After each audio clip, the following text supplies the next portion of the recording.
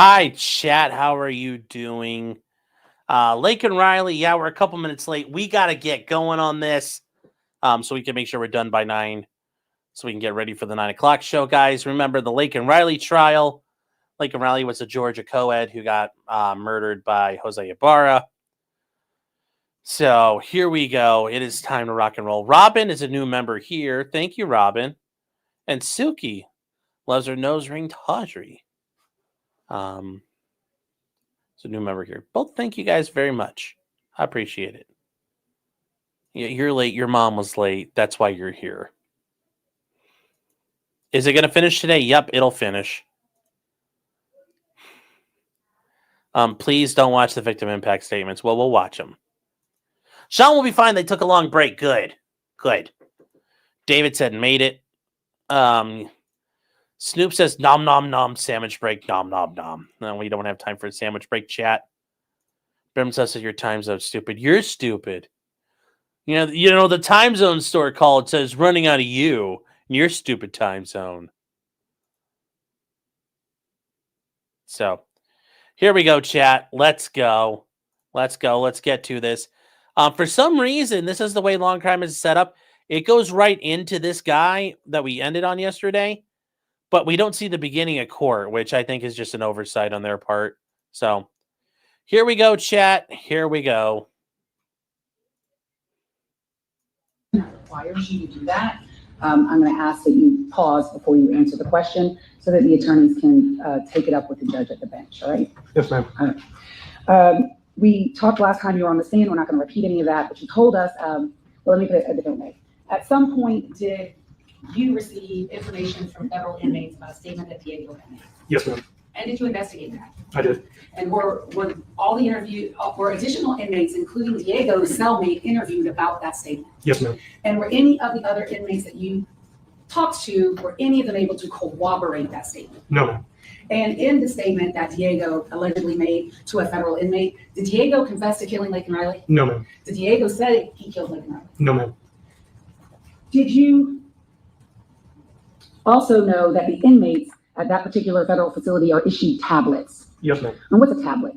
A tablet is a computer similar to an iPad or a Microsoft Surface. And on those tablets, are the inmates able to access the internet? Yes, ma'am.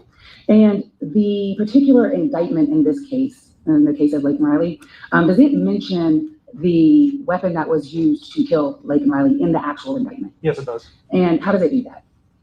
One of the counts dictates or states that Laken Riley was killed by the use of rocks. Is that information widely out there in the public? Yes, ma'am, it is. I want to ask you about your interview with Diego Ibarra, and now we're going to talk specifics. What date did you interview Diego Ibarra? Friday, February 23rd, 2024. What time did your interview start, and what time did it end? The interview started at approximately 5:13 p.m. It lasted for 91 minutes, and the interview was terminated at approximately 6:43 p.m. Was your interview recorded? It was audio and video recorded. Who was in the interview room with you?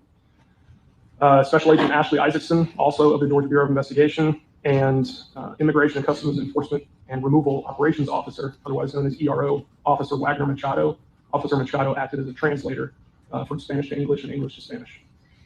And in your interview with Diego Ibarra, we're going to play just portions of it for the court, and the counsel's welcome to play whatever parts they'd like to play. But we clip this 91-minute interview to about 3 clips I want to talk to you about. We're going to play these 3 clips, but before I talk to you about them, do you recognize, or before we play, you recognize State 329? Yes, ma'am, I do. What is it? That is a thumb drive that contains clips from my interview with Diego Ibarra.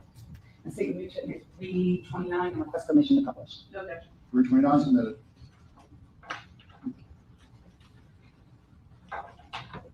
In your interview with Diego Ibarra, did you ask him if he had anything to do with the murder of Laken Riley, basically? I did. And what was his response? He said he had nothing to do with it.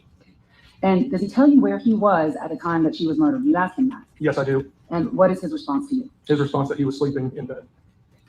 And were you ever, in all the hours that you spent, and let me just ask you this, how many hours have you spent investigating the murder of Laken Riley? Hundreds. And in the hundreds of hours that you have spent, what about your colleagues who are working this case with you at the University of Georgia Police Department and at the FBI? So Sergeant Norris, Sergeant Rabu, and Special Agent Hipkiss combined. How many hours have y'all worked? It combines thousands of man hours that have gone into this investigation. And in the thousands of man hours that have gone into this case, have you been able to find any evidence that contradicts Diego Ibarra's statement that he was at home at the time? I found no evidence to contradict the statement that he was at home at the time. I'm gonna go ahead and play clip one for the record. Wednesday, I started work at 4 in the afternoon. I'm supposed to have started at 3, but I didn't have a ride. I have a friend that sometimes gives me a ride. I didn't have a ride, so I got to work. And I need to stop you right there, clip one. Is that ERO Machado that's speaking? Yes, that's correct. And he starts with Wednesday. So what day of the week was February 22nd, 2024? That was a Thursday. So when he says Wednesday, he's talking about now the 21st. Correct. He's talking to the previous day. And if Laken Riley was killed on Thursday, then the following day when Diego Ibarra and all of the Ibarras are identified, that would be Friday? Correct. Thank you. 4 o'clock on Wednesday. Okay, so el miércoles ustedes van a las 4 entonces. Sí. And his work's still usually done at 11. Y entonces el miércoles usted acabó el trabajo a las 11. A las 11 de la noche. Oh, yes, 11 at night. Then after work, where did you go? Y después el trabajo, el miércoles, ¿dónde fue usted? En la casa, porque nosotros no conocemos a más nadie aquí, no tenemos más ningún conocido. Nosotros somos nosotros y más ningún conocido así. Okay. So we went straight home. I went straight home. We don't know anyone around here. We're just united together, and we don't know many people around here. Okay, what time did you get home? ¿A qué hora llegaste a la casa el miércoles? A las 11, por ese horario de salud. No, te salió a las 11. ¿A qué hora llegó a la casa? A las que me echó media hora caminando, 11:30, casi a las 12. So, he walked, so he said he got home 11:30, almost 12 o'clock. Okay, when you got home, what did you do? Cuando usted llegó a la casa, ¿qué hizo usted? Llegué a reposar un ratito y esperé que el cuerpo se me enfriara para meterme a bañar. So he got in and just rested for a little bit, and then took a shower. Okay, who was home when you got home? ¿Quién estaba en la casa cuando usted llegó? Estaban ellos, porque ellos salen más temprano, los hermanos míos. Ellos salen más temprano, ¿entiendes? Yo soy el último que salgo ahorita en este horario. So it was them at the house. My brothers were there because I'm the one that gets home the latest. So they get home early tonight. They were all there. Todos sus hermanos estaban acá. Sí, todos estaban allá en la casa allá. And then what time did you go to sleep? ¿Y a qué hora que usted fue a dormir? No, yo me pongo a ver el teléfono y no te puedo decir qué hora porque me pongo a ver el teléfono, hay que irle a mi. Yes, chat, this is Diego. This is not Jose. This is his brother. And this is him at the federal detention facility, because remember, he's in trouble for immigration fraud. Familia, Sí, pero más o menos. no, ni idea, porque para uno, para tú sabes, cuando uno se acaba el mío, no se queda dormido, uno ve la hora, ¿entiendes? Okay, so he said I want to be able to tell you the time because when I get home, after I do what I do, I get on the phone, I'm playing on the phone, talking to my daughter, and just fall asleep. I can't tell you the time that I fell asleep, but I just fall asleep. Okay, would it have been, he can't give you a range, was it a couple of hours after he got home, or had the sun come up? Entonces, cuando usted fue a dormir, dame más o menos si fue algunos minutos, algunas horas, o ya salió del sol. No, tampoco así. Nada. Como más o menos, como que más o menos me fue contando como la una y pico, algo así, porque. So if I had to guess, I would say probably 1 o'clock, one and some change. Okay, and then what time did you wake up? Y Yesterday. ¿a qué hora que usted despertó ayer? Ayer que miércoles. No, ayer fue jueves. Sí, ayer desperté que como casi me paré tarde, porque me pararon, pero los hermanos míos me pararon que como a las 2 y pico. A las 2 de la tarde. Sí. A las 2, ¿tu hermano? ¿Cuál hermano? El medio y la gorda. Despertaron. Sí, porque ellos se estaban alistando para irse a trabajar y ellos me paran, no voy a ir a trabajar. Era tarde. So yesterday, his sibling woke him up, Manny and the courtroom woke him up, he said it was around 2 o'clock. They came and woke him up. So you were asleep from about 1 o'clock in the morning until 2 o'clock in the afternoon? Entonces él estaba dormido más o menos de la 1 de la mañana hasta casi las 2 de la tarde el vivo. Does that complete the first clip? Yes, ma'am, it does. I'm going to play published clip 2 from the 29th. So we're about to show you a video, and we want you to tell us who you think the person in the video is, or if you know who it is. Vamos ahorita en este momento. Because it's difficult for us to see what video is he shown at this time? Special Agent Isaacson shows Diego Ibarra the video of Jose Ibarra disposing of a jacket in a dumpster. Entonces enseñarle el video y queremos saber si usted conoce quién está en ese video. Yeah, okay. Yes. Okay.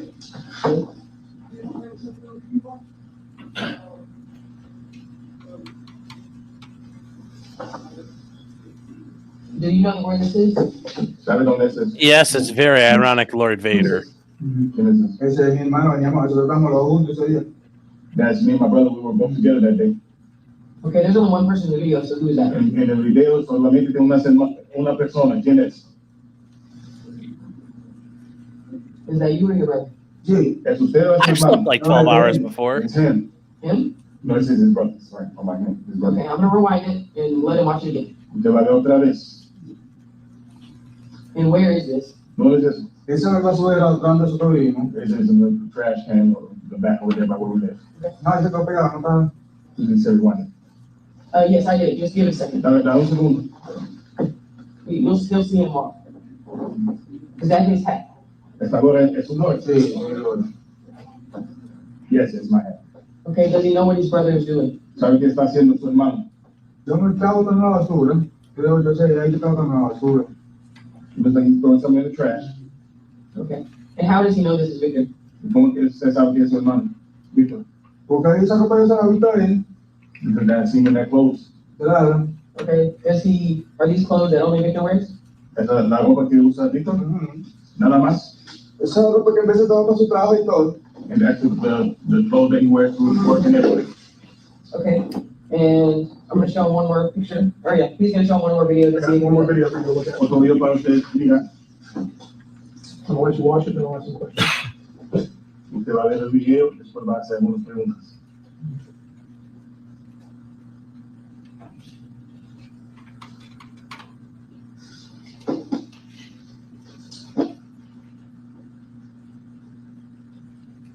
Based on that, Esos videos de atrás de la ropa del autobús.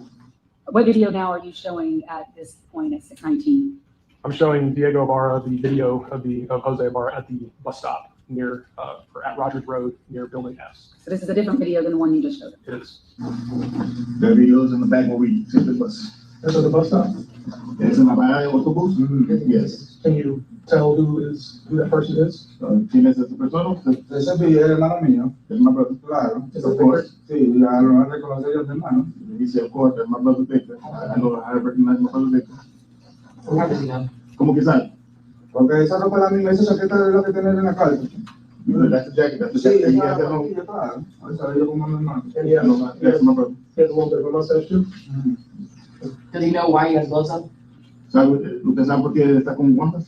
Yo también uso guantes, yo me consumido también. Eso no es la pregunta. ¿Sabe por qué él está con guantes? No sé por qué está con guantes el frío, me imagino yo. I don't know why he's with gloves, the cold, I imagine that.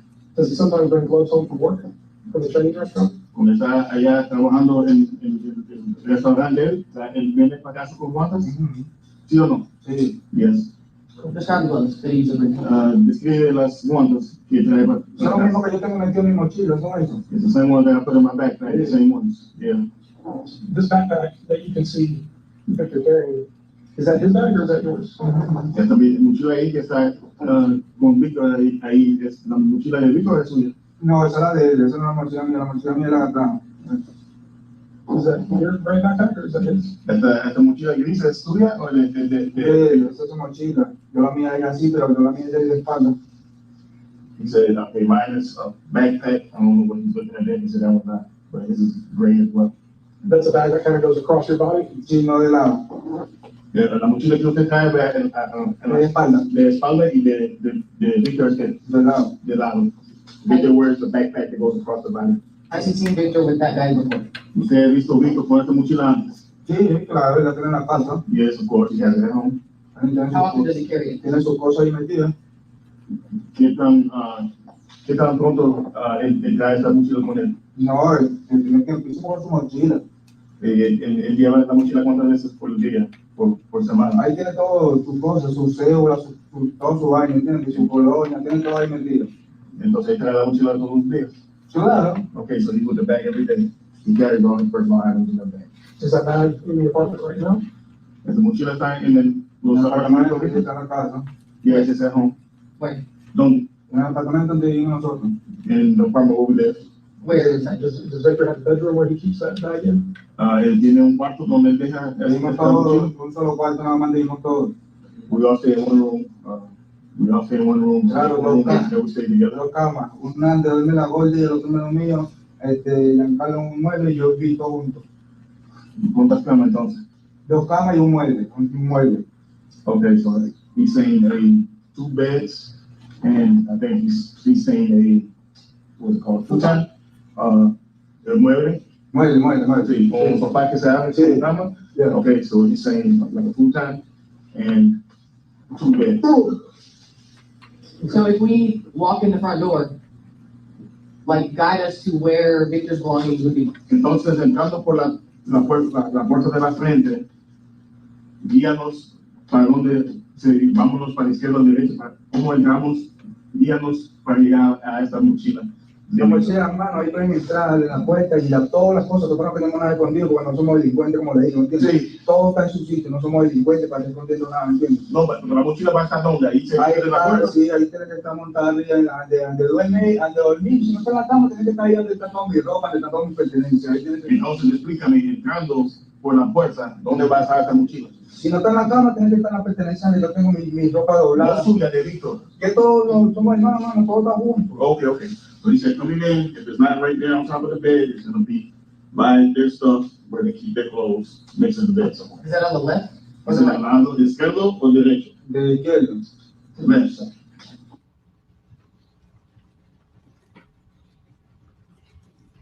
And finally, clip 3.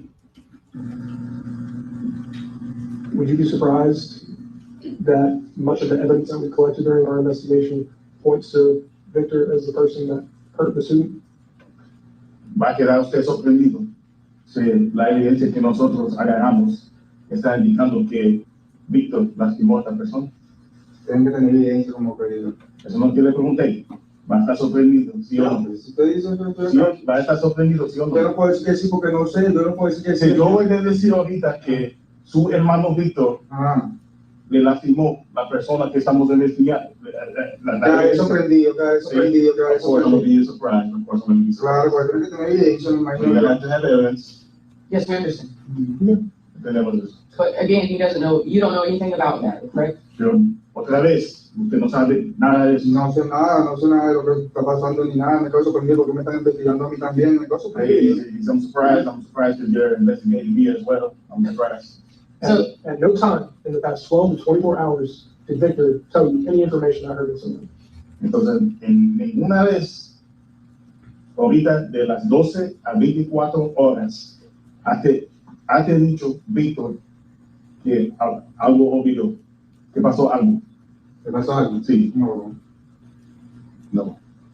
At any point in time, did you participate in trying to cover up somebody being hurt? En cualquier tiempo, participó usted en alguien estando lastimado. No participaba en nada malo, que no me involucré en nada. ¿Entiendes? Dígame otra vez. Que no participaba en nada. I didn't participate in anything. And that completes the clips of that interview that the state wishes the fact finder to consider, and of course, that the other side can play what they wish, and at this time, I'll pass it. Good morning, Agent Fire. Morning. You interviewed Stephanie Slayton for this case. That's correct. In your interview with Ms. Slayton, she was cooperative. Yes, she was. She volunteered to let you download her phone. She volunteered to allow us to download her phone. We did not do it.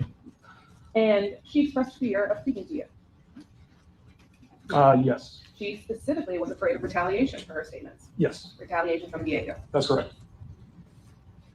When you confronted Diego about whether or not he had threatened Ms. Slayton, he denied doing it. Correct. When you were speaking to the state, you said that you had no evidence to contradict Diego being at home on the morning of February 22nd. I have no evidence to contradict that he was anywhere other than at home. He did not appear on any video in the apartment complex. He did not appear on the trailer camera. Multiple people reviewed that video of someone throwing away a jacket in the dumpster. Yes. Multiple people identified that person as Diego. The only person that I'm aware of that identified it as Diego was Stephanie Slayton. Bethany Paisley also said Objection, hearsay, it's rebutting, it's impeaching call a him. witness. No, it's Ow, that was Bethany spicy. Paisley also said that the person in the dumpster video looked like Diego. Looked like Diego, but to the best of my knowledge, she was not confident in that identification. No further questions. Bethany Paisley couldn't tell you who it was in the video, is that right? Correct. And the people that could tell you were Rose Valley, correct? Yes, ma'am. Who came from New York with Jose Ibarra, right? Correct. And lived with Jose Ibarra for months. Correct. is the same race as Jose Ibarra, Correct. speaks the same language as Jose Ibarra. Yes, ma'am. She was able to identify him from the video. She was. Was she in any doubt in her mind that that was Jose Ibarra? Did she ever express doubt to you? No, ma'am. Same question about Diego Ibarra. Diego Ibarra is Jose's brother. Yes, ma'am. Diego Ibarra identified his brother in that video. Yes, ma'am. Did Diego Ibarra express any hesitation, any doubt that he was looking at his own brother? No, ma'am. He said, of course I know my own brother. And he did it in both videos, correct? Yes, sir. Stephanie Slayton, how long had she known Diego? Maybe a little bit over 6 months. Same question about Jose Ibarra. How long had she known him? A similar period of time. And she's the only person who expressed an opinion different than that of Jose Ibarra's brother, correct? That I'm aware of, yes, ma'am. And the only person who expressed an opinion different than that of Rosebelly, Jose Ibarra's roommate.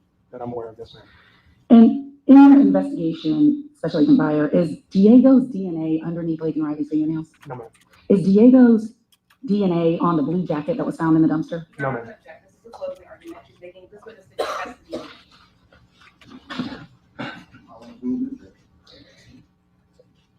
Yeah, but well, to be fair though, he knows what he did or didn't do. He knows what's out there, so I don't see. Also, Chad, am I too loud? Let me know. He would know whether or not they found DNA. He knows because he's involved in the decision making. Like, that's. I think they could have justified that, but oh well. Is Diego's thumbprint on Laken Riley's phone? No, ma'am. That's all I have, Your Honor. Anything else, Inspector? No, Your Honor. Can you excuse?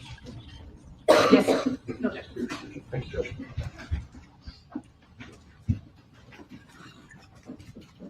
Anything else, Inspector? No, sir. The state rests rebuttal. Anything from the defense? I just look at these accusations. While you're doing that, I'm going to do this. Is that what you want to look at? Yeah, I what they were about this one.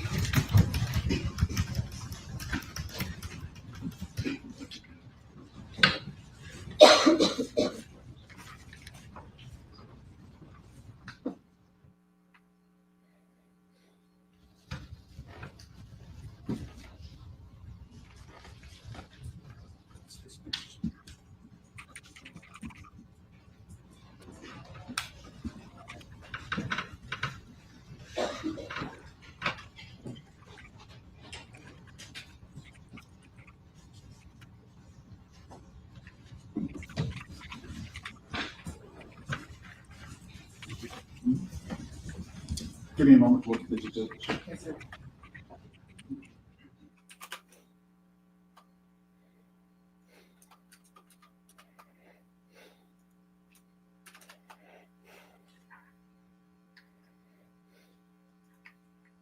All right, chat, hold on here. We're going to skip ahead. So there are the rebuttals. The defense is done. We're done with rebuttal. Like, it's all over. We're into closing arguments now. So we're to the end. Yes, this happened in Georgia.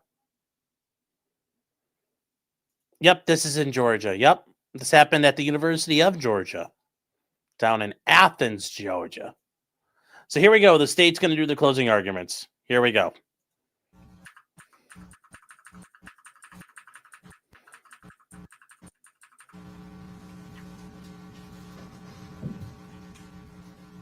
There we go.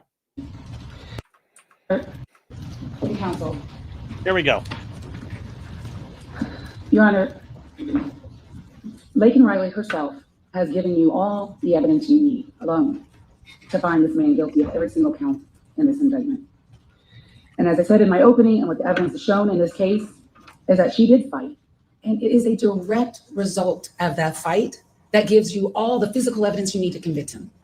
And if you only had that physical evidence, you would have enough to convict him. But what you have heard in the last few days in this trial is video evidence laid on top of the physical evidence that corroborates it. Digital evidence laid on top of the physical evidence and the video evidence that all corroborate one another. And the three forms of that evidence in this case, the physical evidence, the video evidence, and the digital evidence, combined twist this very powerful knot that this defendant cannot get out of. There is no way out for him. The evidence in this case has been overwhelming. And the evidence in this case has spoken loud and clear that he is Laken Riley's killer and that he killed her because she would not let him rape her. And look no further. You have to look no further to his actions 73 minutes before he encountered her on the trail to know what he was up to that day. And so not only does the physical evidence identify him, the video evidence identifies him. His own brother identifies him. His roommate, Rosebelly, identifies him. The people who he was living with condemn him. But his digital evidence of posting selfies of himself wearing what is basically his rapist gear an hour before he leaves his house, that condemns him. He has condemned himself. And what I'm going to do in the time that I have before this court is review the evidence that this court has heard and ask that you find him guilty on every single count of this indictment, not because you feel sorry for anyone, but because he earned it, because he deserves it, and because we have proven it beyond a reasonable doubt. Let's start with the physical evidence.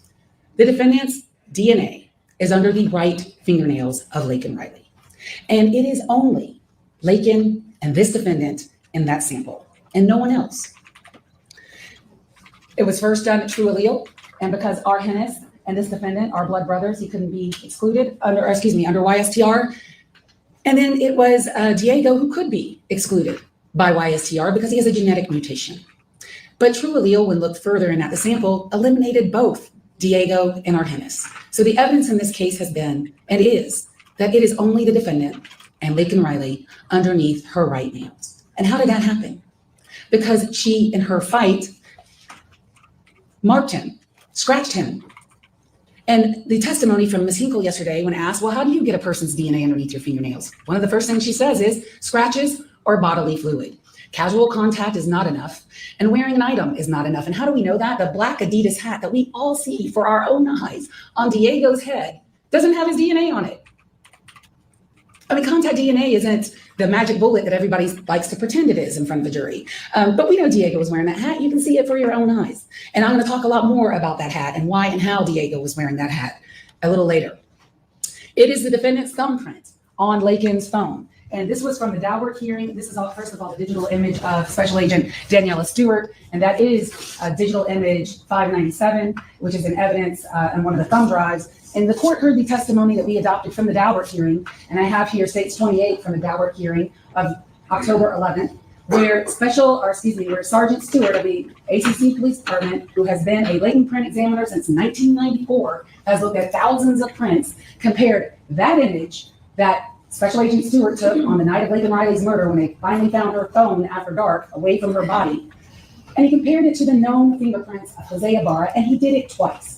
And he found and explained to the court at the Daubert hearing, which we have adopted as part of this transcript, 15 points of comparison and similarities between the latent prints left on Laken Riley's phone and Jose Ibarra's fingerprints. So in order to find this defendant not guilty of killing Laken Riley, you would have to disbelieve DNA. You would have to disbelieve fingerprint evidence. And even if you did that, you would still have this. Quite frankly, she got him. She scratched him. And if you heard the testimony from Sergeant Epps and from Corporal Sayan, the left wrist was still oozing. Both of them saw that. And when asked, what's with these injuries by Corporal Sayan, and we played that part of the body cam video for the court to see, Corporal Sayan wasn't coming at him hot. It was super calm and casual. They're out there laughing. They're laughing in those videos. Smoking, talking on their phones, talking to one another, all four of those people inside that residence, chillaxing. And Sayan's like, my friend, do me a favor, show me your hands. My friend, how did you get those injuries? And his first response is that of a monstrously guilty individual. What scratches? Y'all don't see these scratches. We don't see these scratches. So in order to find him not guilty, you would have to disbelieve your own eyes. What scratches, he says? All of those scratches. And there were more scratches than that because when Daniela Stewart, which those photos are in evidence to you, when she photographed him and made him take his shirt off, there are scratches on his back. His back. And you know what that's consistent with? That is consistent with him asphyxiating her, being on top of her, compressing her chest, and smashing her head in with that rock. That's what that's consistent with. How do you get scratches on the back of your neck? How do you get scratches on your back? Laken left those scratches, and the physical evidence says that she left those scratches because that is why his DNA is underneath her right fingernails. She marked him. She marked him for everyone to see. She marked him for you to see. And the digital evidence that she wore that day also corroborates everything, all the physical evidence and the video evidence. We will never know. We will never know what he did to her on that trail and in what order. And we'll never know what he did to make her stop. Because quite frankly, I am certain she could outrun him if she wanted to, but she didn't.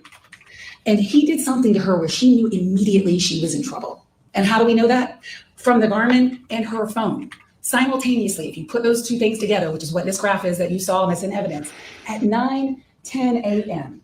And there's some seconds in between them that really only matter if you're an Olympian swimmer or a track runner. It is so close together in time, it doesn't matter. It is simultaneous. Simultaneously, she enacts or tries to call 911 from her phone using the SOS function of her iPhone. And we know that from her phone. And simultaneously at that same time, she comes to a dead stop. She stops in her tracks. And we know that that is the time she meets him on the trail. And how do we know that? Well, we know that from the FBI. Because there is a chart that I'll show you a little later in my closing argument, where at 9:10 a.m., their digital profiles overlap one another.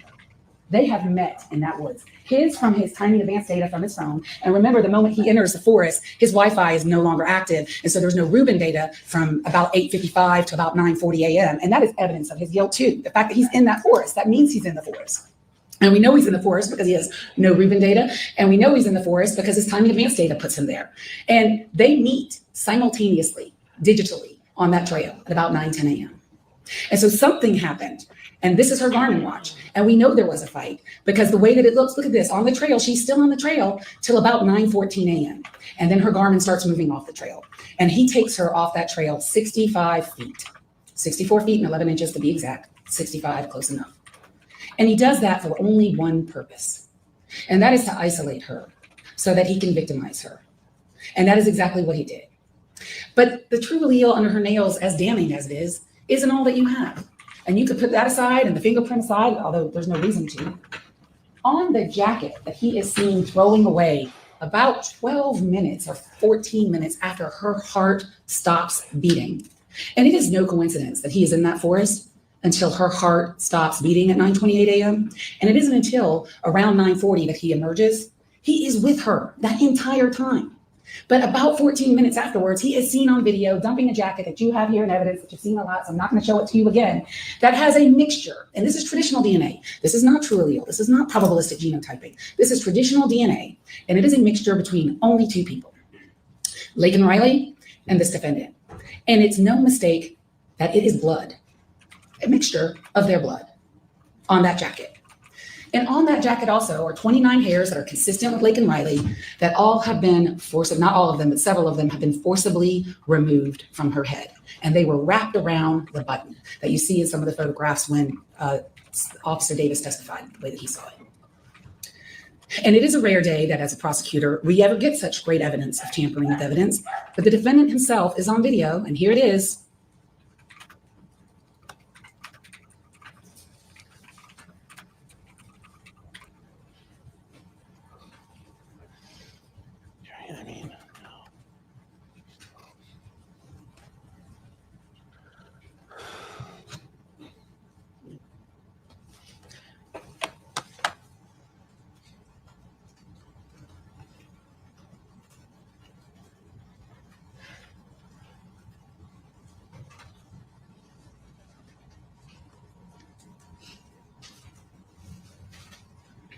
And now I guess the defense will have you believe he just threw away that jacket right at this moment just because he just didn't want it anymore. That's not reasonable. He threw away that jacket because he knew exactly what was on it. He knew it was his blood, he knew it was her blood, and he knew he had to get rid of it. And he also knew that he had to get rid of his gloves. And so what he does further on in this frame is you can see him take them out of his pocket and throw it in the bushes. And on those gloves is Laken Riley's blood. He threw away the gloves because he knew what he had done. He knew her DNA or her blood would be on that, and he got rid of it. That is what we call consciousness of guilt in our business. He threw away those items because he knew he had killed her, and he threw them away because he didn't want anyone to find her. That's why he did it. And what's so fascinating about this video is the part where he looks at the hat. Let's talk about that. Guess what he didn't throw away? The hat.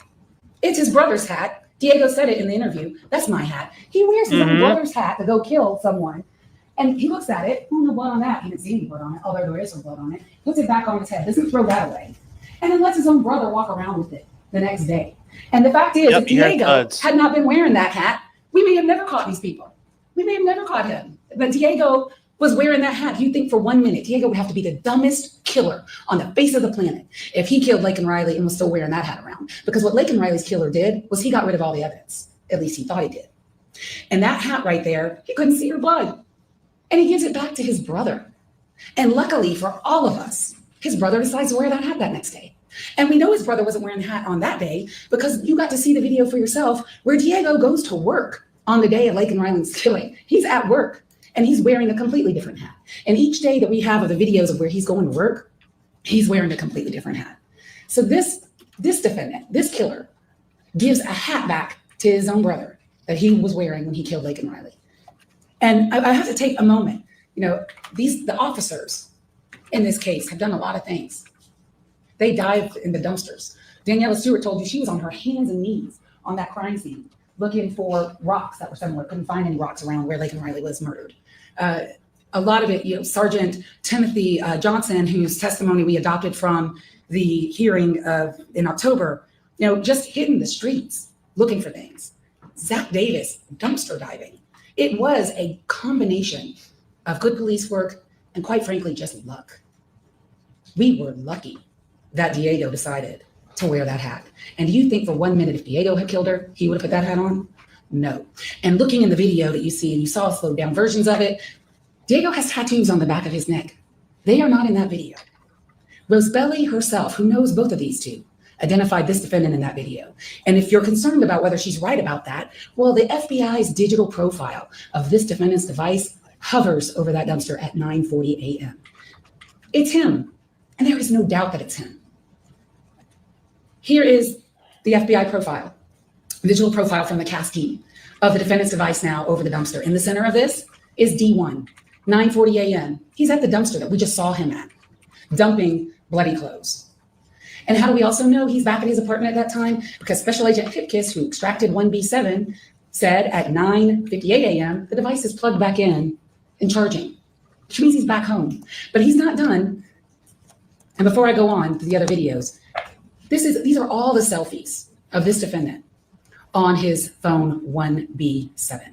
And I understand, and I suspect maybe the defense will argue, well, Judge, you know, other people used his phone. Yeah, they did in October.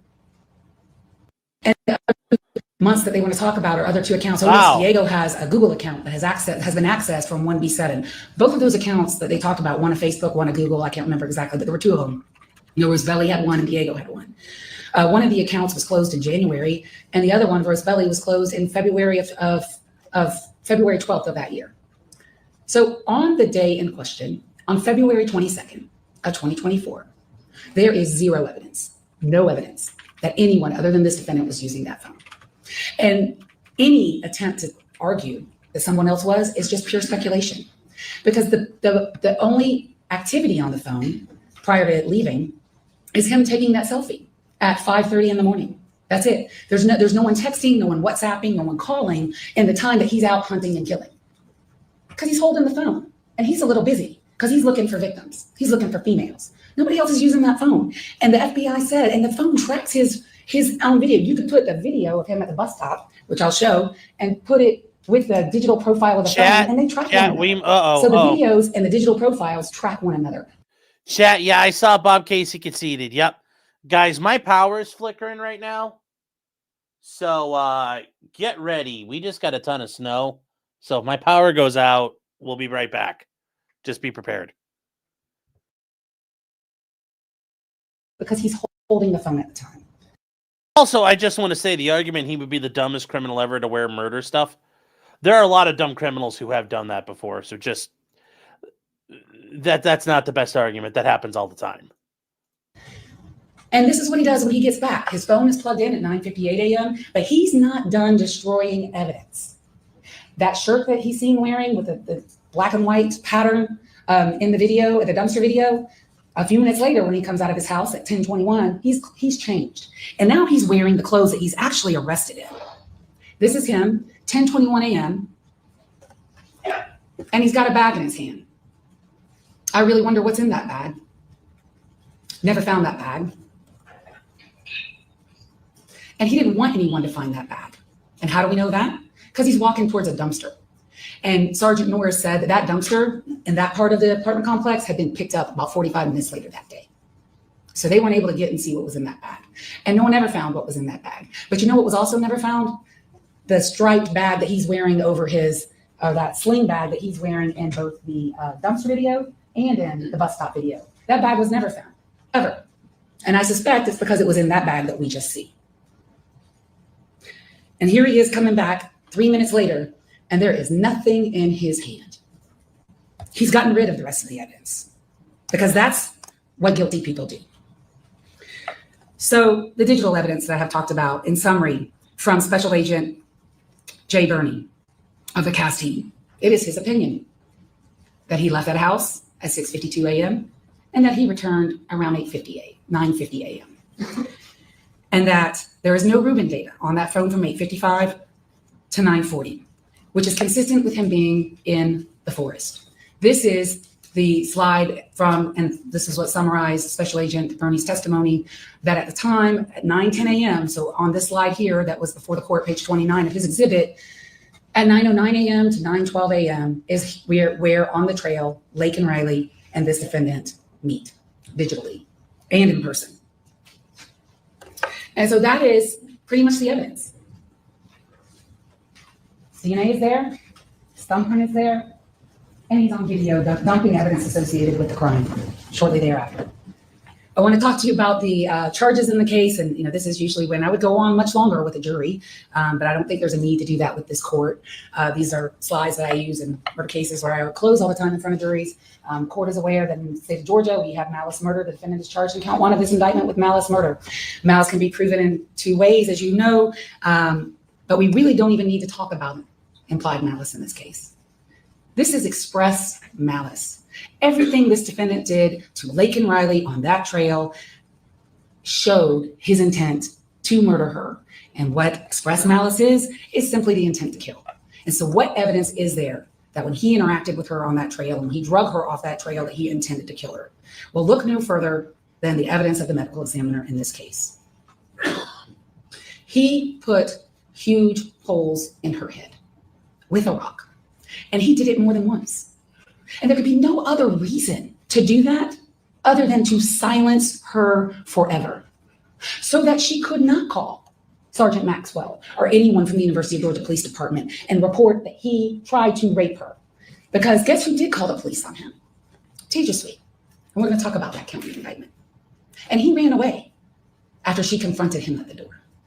So he had a motive to kill Laken Riley, but you don't even have to go that far. All you have to do is look at his actions and look at the state's exhibits that we admitted through the medical examiner and look at those 9 holes in the left side of Laken Riley's head. That's intent to kill. And the rock sure is a deadly weapon, especially when used that way. He used a rock like it was a hammer. And that's what he did to her. That's intent to kill. The petechia also, because these are concurrent causes of death. Asphyxia. He asphyxiated her in some manner. Again, we'll never know everything he did, how he did it. But he asphyxiated her, we know enough. That caused petechia in both of her eyes and even at her lips. That is a tremendous amount of petechia that she has there from a compression or a strangulation injury. He was depriving her body of oxygen long enough to form those wounds on her. He intended to kill her. There is no other reasonable explanation for that conduct. We have also charged 3 counts of felony murder in this indictment. I'm not even going to define it for the court because I know you know what it means, so I'm just going to go straight to the felonies. And they are kidnapping with bodily injury, aggravated assault with intent to rape, and aggravated battery. First, with the kidnapping with bodily injury, that is exactly what happened in this case. And that actual felony precedes the murder in time because he didn't murder her on the trail. He took her 64 feet and 11 inches off the trail for the purpose of victimizing her. That is asphyxiation, that is recognized under our law. And it is what permitted him to do the things to her that he wanted to do all along. And if he hadn't had asphyxiated her off that trail, he would have been interrupted. So it is a kidnapping with bodily injury. And I have a crime scene photo here from again, Daniela Stewart, where she shows marker one, which is Laken Riley's other AirPod. And that's how we also know there was a struggle on the trail. Sophia and Lily find, and we know Laken was listening to music when she was running. They find her AirPod, one of them, in the middle of the trail. And there's a photograph in there. A little towards the side, but still on the trail. AirPod number 2 is found by Daniela Stewart, where marker 1 is off the trail. So there was some kind of struggle between the two of them on that trail, and it's also shown on her garment, where she loses her AirPods on the trail. And he takes her off that trail. And we'll never know exactly how he took her off the trail. Did he pick her up and carry her? Did he somewhat drag her off the trail? Did he somewhat push her off the trail? We know that he took her 65 feet because we know that's where her body was found. And also Daniela Stewart saw like Hey guys, I'm just saying she is absolutely on fucking fire just laying this out. And the fact she can lay it all out now is just, it makes her, she spent too much time in the closing. This is just seamless. But once again, guys, this is a very open and shut case. leaf. She called it a displacement of the leaves, and she marked it with those orange flags, but no real dragging marks. So that's a kidnapping with bodily injury.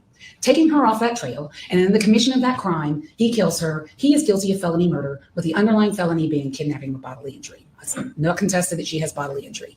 But the aggravated assault with intent to rape, there are a lot of questions about, well, could her shirt be up from dragging her? I suppose the defense might be, well, I killed her, but I didn't intend to rape her. Well, that makes no sense. Because the only thing that makes sense about why these two individuals who don't know each other, never met each other, had this encounter on this trail at this moment while Laken is out for her morning jog, is because he wanted to sexually assault her. What evidence do we have of that? What has been left behind from the struggle that we can discern that? What circumstantial evidence? Well, her clothes are in two different directions. And it is important to talk about her clothes. I'm not talking about her clothes in order to shame her as a female. No. It's evidence on how she wears her clothes. She would wear running tights when she ran because that's what's comfortable. And that's how you run. And she would wear them over her navel because when you're running, you want your clothes to stay put. And she wore a Lululemon jacket, and she wore 3 layers of clothes that day. And it's important to talk about that from an evidentiary perspective because these are tight running clothes that are designed not to move. Not to move. And if they want to say dragging may have caused one of the layer of clothes to come up, all right, I'll give you one, but I can't give you 3. And I can't give you the clothes going in 2 different directions. Her shirt was up, her running bra up, her jacket up, and her breasts were exposed in a way that you saw in Sergeant Maxwell's body cam video, and in a way that Special Agent Beyer testified to the court. He photographed them. They were twisted all together. Yes, if he sends stuff, I'll take a look at it. I'll unbox almost it. tying down or pinning down her shoulders. Of course. That is not an accident, and that is not from dragging. And if you even want to think that that was from dragging, then how do you explain how her tights are down below her navel? She never wore them that way. Her underwear is pulled up, and you can see it in the body cam video, and you can see it in the photos from Special Agent Beyer, and her underwear has been torn. He did that to her. He did that to her after he drug her off the trail. And he did that to her because he wanted to try to rape her. And we don't have to prove a completed rape, and thankfully she wasn't raped. But he tried to do it, and he was unable to complete it for some reason that we will never know. Maybe he didn't like the fight. Maybe somebody ran by. Who knows? But he didn't complete it, and we don't have to prove that he completed it. Injury to Laken's pubic bone, State's Exhibit 316, that also corroborates that he attempted to rape her. Why is that injury so low? All these injuries to her stomach, these linear injuries, that means her shirt was up when he's on top of her. Could it have been the bag? Possibly. It's consistent with the metal object. Never found the bag, don't know. But there's no reason for her to be exposed that way unless he was trying to sexually assault her. That is the evidence of aggravated assault with intent to rape. It's the only thing that makes sense about the encounter, but there's all that physical evidence that supports and corroborates that that's exactly what he did out there. Aggravated battery. I could talk forever about aggravated battery and disfiguring her skull. Just look at State's Exhibits 305 and 307. I really don't need to say anything else. Look at those 2 exhibits. That is the very definition of aggravated battery under Georgia law. He is guilty of aggravated battery and felony murder, with the underlying felony being aggravated battery. Obstruction of a 911 call. The SOS call was made, no doubt about that. We got that from not only Laken's phone, but we also got that from Kevin McCreevy from the 911 call center. She made a call. She made a call. It was answered. You heard the call. Kevin McCreevy testified.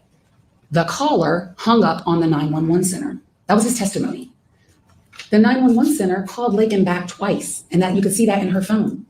And neither call was answered. Who hung up the phone? Well, he did. How do we know that? State's Exhibit 28. It is no coincidence that his thumbprint is on her phone where you would go to hang up an iPhone. And also on that call, that is about a minute call, you hear him say, yo, Tango. I have. Yeah, you do. You do have. You had her phone. And he hung it up. And when 911 called back twice, no one answered. And her phone is separated from her body. So her body is in, she was murdered by the tree. She was moved and hidden and put leaves over her. And it worked because it took Sergeant Maxwell 20 minutes to find her. And he had her digital profile. And we didn't play the whole thing, but he testified it took him 20 minutes. And because he hid her, because he didn't want anyone to find her. We were lucky there too. But he separated her from her phone. Her phone was so far away from her, it took them hours to find it. You heard Sergeant Norris, I was walking through shining a flashlight. I almost stepped on it. You saw the video of his body cam. You saw how dark it was out there when they found his phone, her phone. He separated her from her phone because he didn't want her to complete that 911 call. And she didn't. He's guilty of that. Tampering with evidence. I've already covered this. It is rare we get this on video, but we got it on video. He's throwing away the bloody jacket. He's throwing away the bloody gloves. That's how it is alleged in the indictment. He's guilty of that. And I've already covered this. There he is. No tattoos, been identified, looking at the hat he decides to keep. Here he is on social media. If you have any doubt that that's him wearing the hoodie and the black Adidas hat, did you a huge favor there as the fact finder. It's 5:37 a.m. on the day of the murder. He's about to go out, and that's how he's dressed. He is alone in all of these times. Trail cam video, Tejaswi and Sally, the other female runner that encountered him at 8:24 a.m. where he is what? In the woods. And how do we know that? Because when Tejaswi calls the police on him at about 8 o'clock in the morning, he vanishes and disappears into the back. And Sergeant Rabu testified in the direction of the iron fields. And he stays there. What's he doing there? What's he doing there? Well, he isn't running. I doubt he's bird watching. He's sitting there waiting for someone to come by because his first intended target, he wasn't able to get. And I'm going to ask if there are any cameras up. I want to show a portion of something. And I don't want the peeping victim to be seen, the TJP. So I will direct media to not publish this as well as script. All right. So are we good? We're good. Okay. I'll let you know when it can come back up.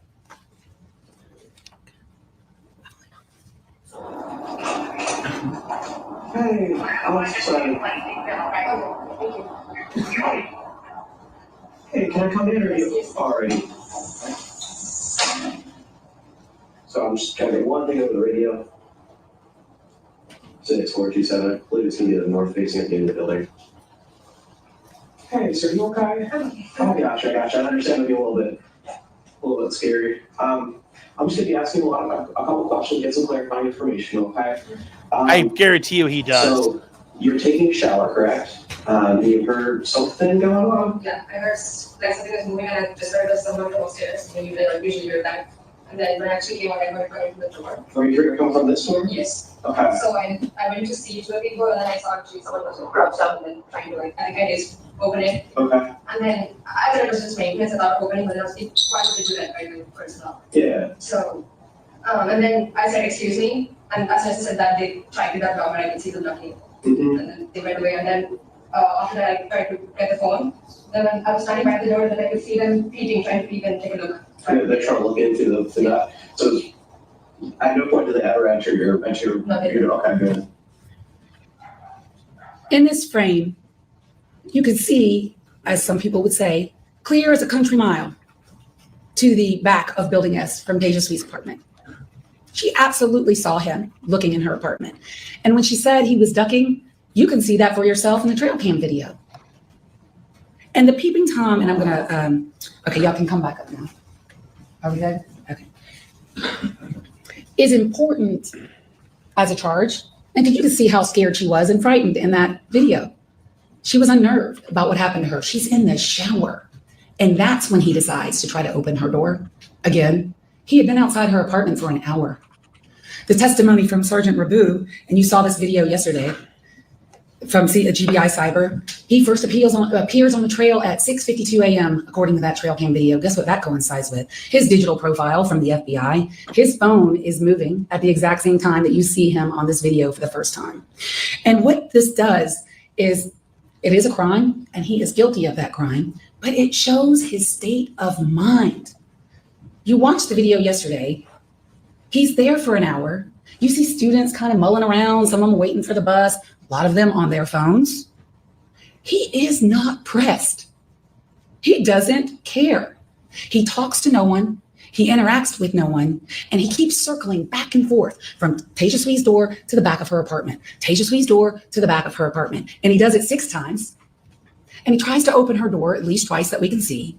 And when she says he is ducking, there's her window. You've seen that image as well. Here is a part of the video at 7:54 a.m. You see him ducking. She is absolutely correct. And what's he wearing? He's wearing the hoodie, a black hat, black gloves, and carrying a cup. His digital profile puts him right over her apartment at these pertinent times. His Reuben data is collecting at this point because he's not in the forest. And so it's him because of that as well. His digital profile puts him there. He's wearing the same clothes. But if you have any residual doubt that that's him in the video. Jesus Christ. There you go, chat. Here's your cup, boy.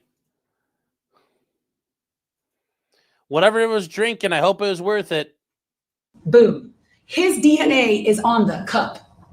The white cup that you can see him carrying in that video was found smack in between Tejaswi's apartment and Laken Riley's body, and it is his DNA on that straw. And yes, it's a mixture. It's not Diego's, it's not Artemis's, it's not anyone related to him. It's him and some other male, and there's alcohol in that cup. He's drinking alcohol at 7 o'clock in the morning while he's out prowling and hunting females.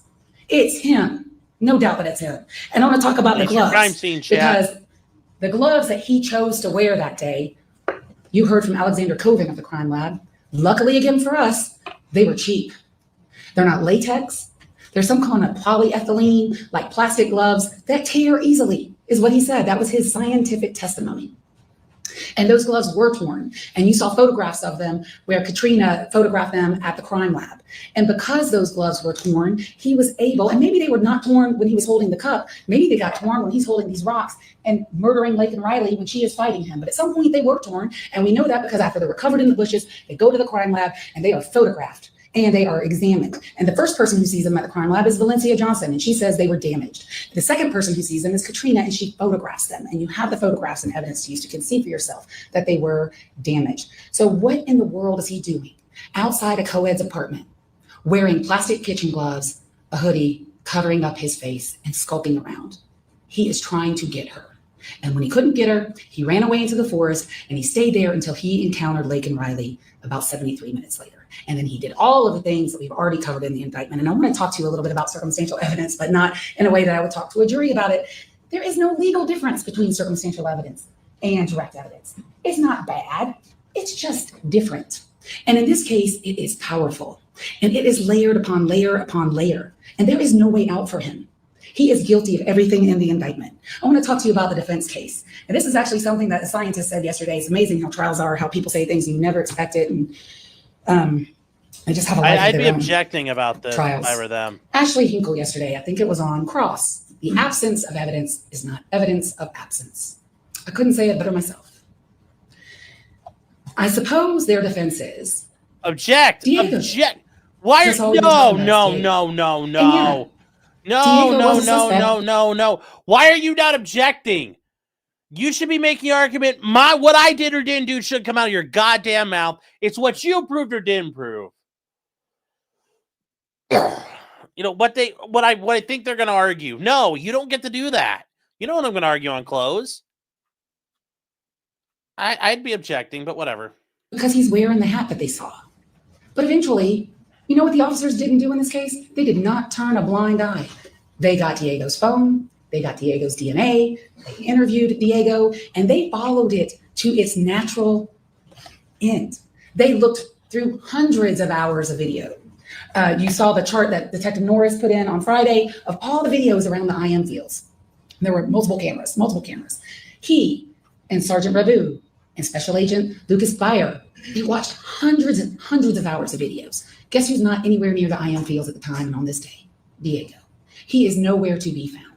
And the only way that Diego could have done this crime, and the only way that it could be even like a reasonable hypothesis that he could have done this crime, is if he had two things. Number one, magic pixie dust. He would need the magic pixie dust to put his brother's thumbprint on her phone. He would need the magic pixie dust to put his brother's DNA underneath Laken Riley's fingernails. And he would also, in addition to that, because of the video evidence, he would need one other thing. And that would be Harry Potter's invisible cloak. He would have to put that on and go to the iron fields and do these things because nobody sees him. For that argument. And I want to talk about Stephanie, because what your decision is today is it's Stephanie versus science. Stephanie who wants to invoke the fifth when asked about whether she had a sexual relationship with Diego, which goes to her motive for being here. And the conversation, which is so interesting, she said she had with Diego on the night of the 22nd, after the police were in her apartment. And we know it had to be the night of the 22nd because it was after Laken Riley's body was found, which was noon on the 22nd. But before 8 a.m. in the morning, when Sergeant Johnson sees Diego wearing that hat that his brother left in the apartment after killing her. And she says between that time, she had a conversation with him at some point. Well, guess where Diego was that day on the 22nd? You saw it for yourself. He was at work. And he was at work until about 11 p.m. And it was Stephanie's birthday, and she was out drinking. And she drank so much, Judge, that she even said, and the GBI, Annie Mormon, confirmed, she was drunk when she was talking to the GBI the next day still. And maybe she did have some semi kind of conversation with him. And even then, if you take her at her word, it's not a confession. There is no evidence that he did anything except be a brother to him. And it's pretty low down that you're going to take the killing hat and then let your brother wear it around in the apartment complex the next day. But that's just what a killer would do. So to believe her, you would have to disbelieve all of that. And then today we heard some unreliable inmate hearsay. Not reliable. And cannot weigh anything against the mountain of forensic evidence, video evidence, and digital evidence that you've heard in this case. And yes, here is Diego wearing that hat. You think he'd have worn that if he had known what was on it? He didn't know. Glad he wore it. He didn't know. And so that completes my portion of this closing argument. And I will see to defense and see Your Honor at rebuttal. Thank you. I'm curious to hear the defense's arguments here. I can't imagine they're going to be very good. Like, they're going to have to explain away why he's creeping around and doing all this creepy shit. Like, I don't know what they're going to be able to argue here, but I look forward to hearing it. Evidence that is subject to more than one interpretation is not proof beyond reasonable doubt. As Mr. Kirby said in his opening, the evidence in this case is graphic and disturbing, and it is deeply sad. And I don't envy your position, Your Honor. The rest of the people in this courtroom get to be human. We can feel shock and outrage. But Your Honor, as the court, you are the embodiment of law. And as the court and the fact finder, the law requires that you not allow your verdict to be swayed by sympathy for anyone. It must be based on the evidence. Mr. Ibarra, acting on our advice, elected to have a bench trial, trusting that Your Honor could, and believing that Your Honor would, set aside the emotions in this case and simply consider the evidence.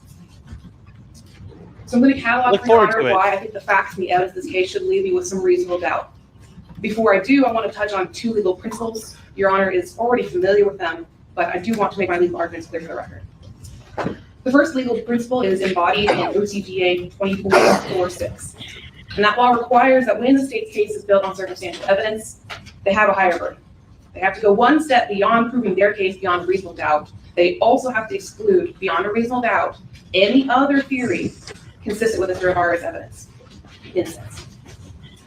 Because the evidence is subject to more than one interpretation, it is not proof beyond a reasonable doubt.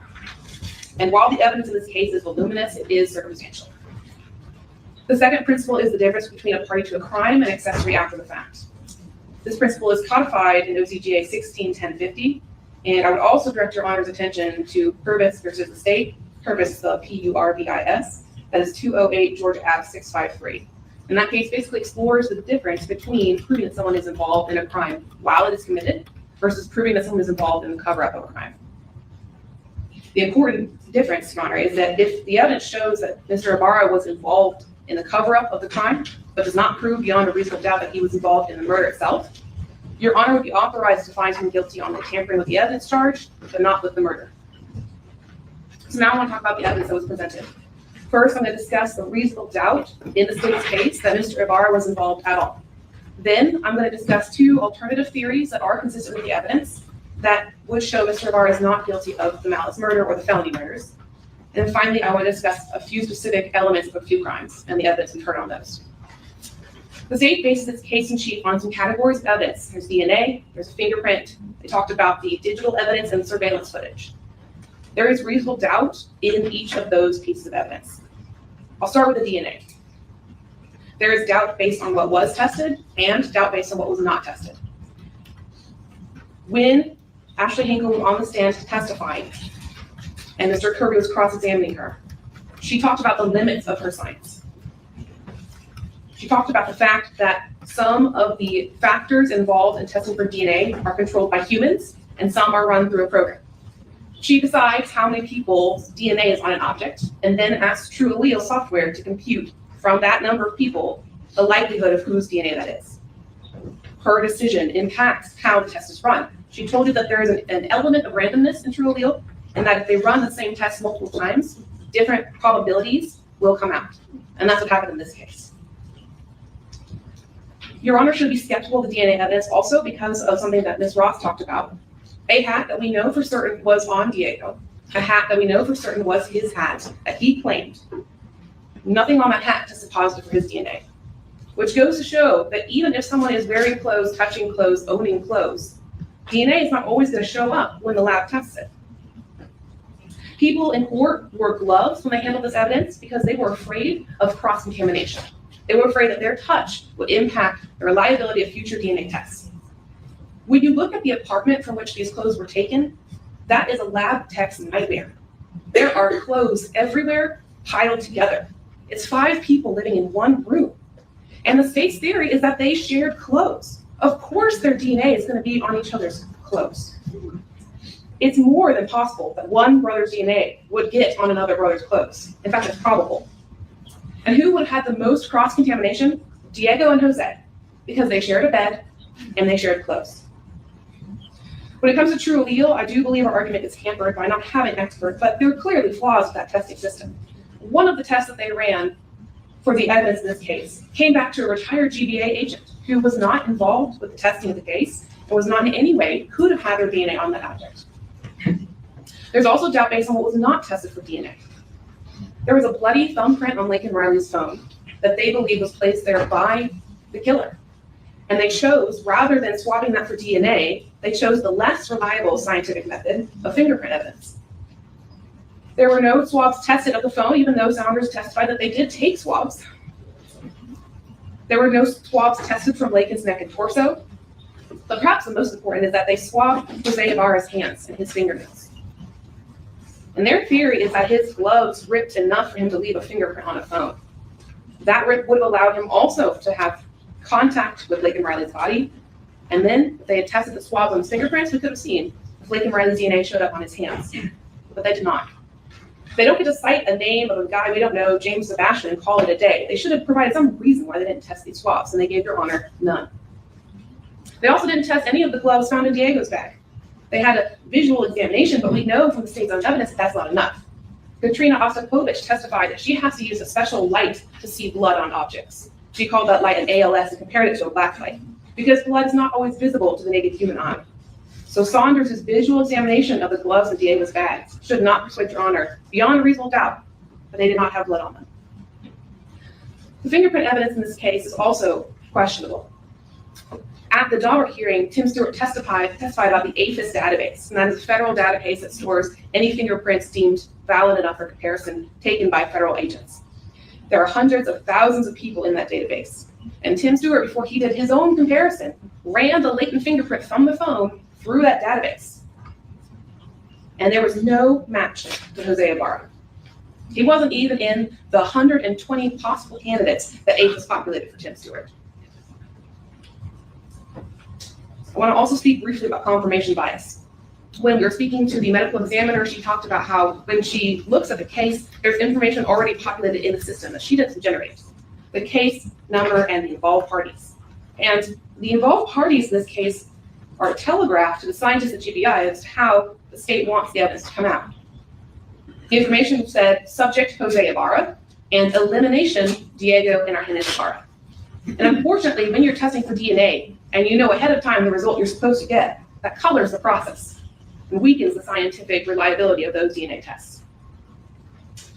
Now, as the phone location data, their theory is that Jose had the phone. Agent Hipkins testified that Jose is the user of the phone. Their evidence relies on the fact that Jose had exclusive access to that phone, but that is dispositively not true.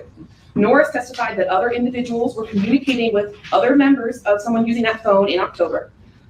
The stipulation of the parties showed that there were other accounts on that phone, there were 2 Gmails belonging to Diego, and there was some evidence that that email account was active in January of 2024, which is a month prior to this. Rose Bailey had a Facebook Messenger account on there. Jose's mother-in-law had a Gmail account on there. There are multiple Instagram accounts belonging to Diego on there. That's all stipulated. And even if you consider that Jose had the phone, the testimony of Jay Burney shows that there is some shakiness as to exactly where that phone was at the time of the murder. The broad band of where that phone could have been due to the delayed timing evidence of the phone is quite wide. It covers parts of the Oconee forest and parts that are outside the forest. He concluded that the user of the phone must have been in the forest because of the lack of Wi-Fi Ruben data, but he also conceded that that Wi-Fi Ruben data could have been lacking if someone turned off their Wi-Fi. That uncertainty as to what caused the Wi-Fi to not respond is reasonable doubt. In the dumpster video, Your Honor should have some doubt based on the angle and the quality of the video. Rose Bailey did identify Jose, but she testified that the reason she identified him was because of the hat and the shoes. The hat that we know Diego owns, and black slides that we know Diego owns too, because the agents found a second pair of black slides in the apartment when they searched it. So the hat and the shoes that Rose Bailey identified for Jose could just as easily have been Diego's. In the 911 call, no one identified the voice. I don't know why the state didn't ask Rose Bailey, but she was here. Maybe she could testify to who's speaking, but no one did. And the phrase that the state would like you to believe is being spoken, yo tango, was heard by somebody who does not speak Spanish. We don't know what is being said on that call. We don't know who says it.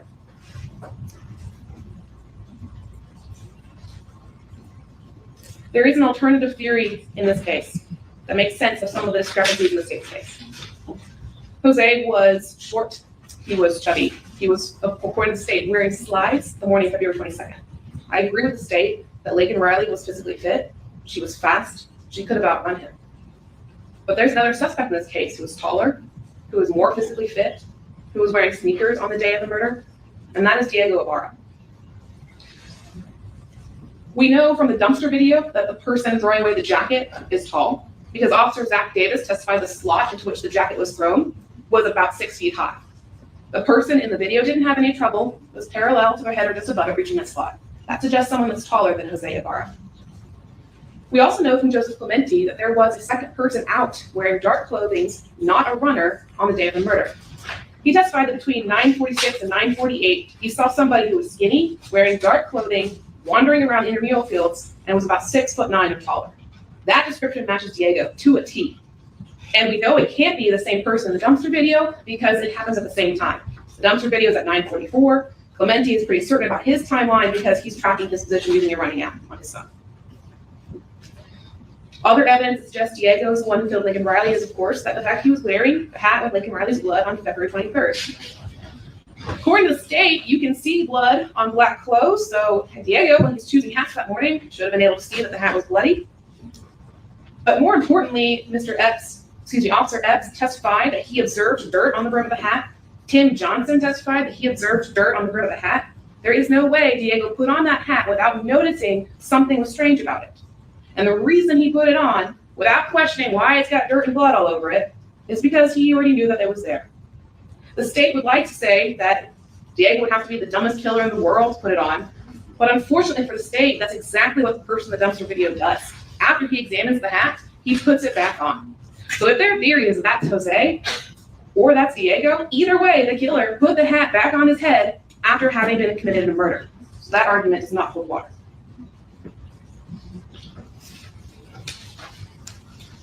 We know that Diego had 2 cloth gloves in his bags. Both of them are mismatched, meaning that, assuming that they each had a pair, there was a pair of gloves Diego owned that was never found. But while we're talking about gloves, I want to talk about the black gloves that were found in the apartment. We know they were disposable kitchen gloves, and unfortunately we don't know where they came from because the officers didn't track the investigation that far back. However, Rose Bailey said that they did not come from Utaje, the sushi place where Jose and she worked.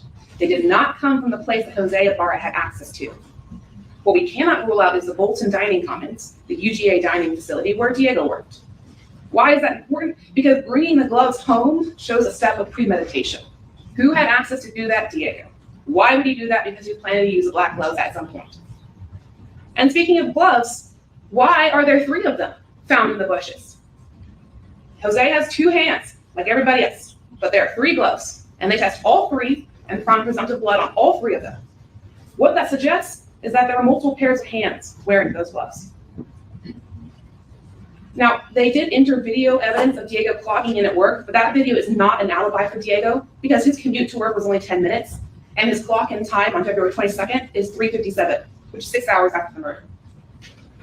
If anything, Diego's work schedule makes him more suspicious because the bus stop that he regularly takes to work is the one featured in the surveillance video near Saraswati's apartment. It is the same bus stop that the officer said they reviewed and never saw Diego. Yeah, but you don't see Diego at all. So are you saying that's Diego prowling around the apartment buildings? Doesn't work. And we know that they should have seen Diego because he took that bus stop to get to work that day, which means the detectives never saw him because they missed him at least once, possibly more than once. We know that Diego's phone had no service, no location capabilities, and the agents testified that Jose's phone was a go-kart to Jose's race car. If Diego needed to use a phone with service, the phone was already logged into his Facebook, Instagram, and Gmail, he would have taken Jose's. The state argued that Diego didn't act suspicious. Neither did Jose. Both of them complied with police commands. Both of them answered questions and were talking, laughing outside the apartment. Officer Cyan testified that the vibe amongst all the roommates was relaxed. They were smoking cigarettes. You can't assume anything good from Diego's behavior on February 23rd that you can't also attribute to Jose. But it goes beyond the possibility that Diego was involved. Diego himself, multiple times, confirms it. First, by threatening Stephanie Slade. Now, the state has no incentive to lie, and the state did a lot of work trying to make her look uncredible. And I like the state is not about shaming females until they're testifying in a way that complicates their evidence. Because they try to use her sexual relation with Diego to implicate her involvement. They've tried to shame her for celebrating her birthday. But the truth of the matter is she was scared and she came forward to the police anyway. She talked to them multiple times. She offered to let them download the I saw phone, that. even though she was fearful of retaliation.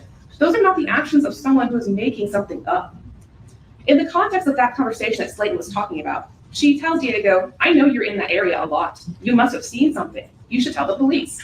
And that's when he said, if you tell them that, like I was in the area and I might know something, I will tell them that you did it and then I will kill you too. Why is it too important? Because it's implying that he has already killed before.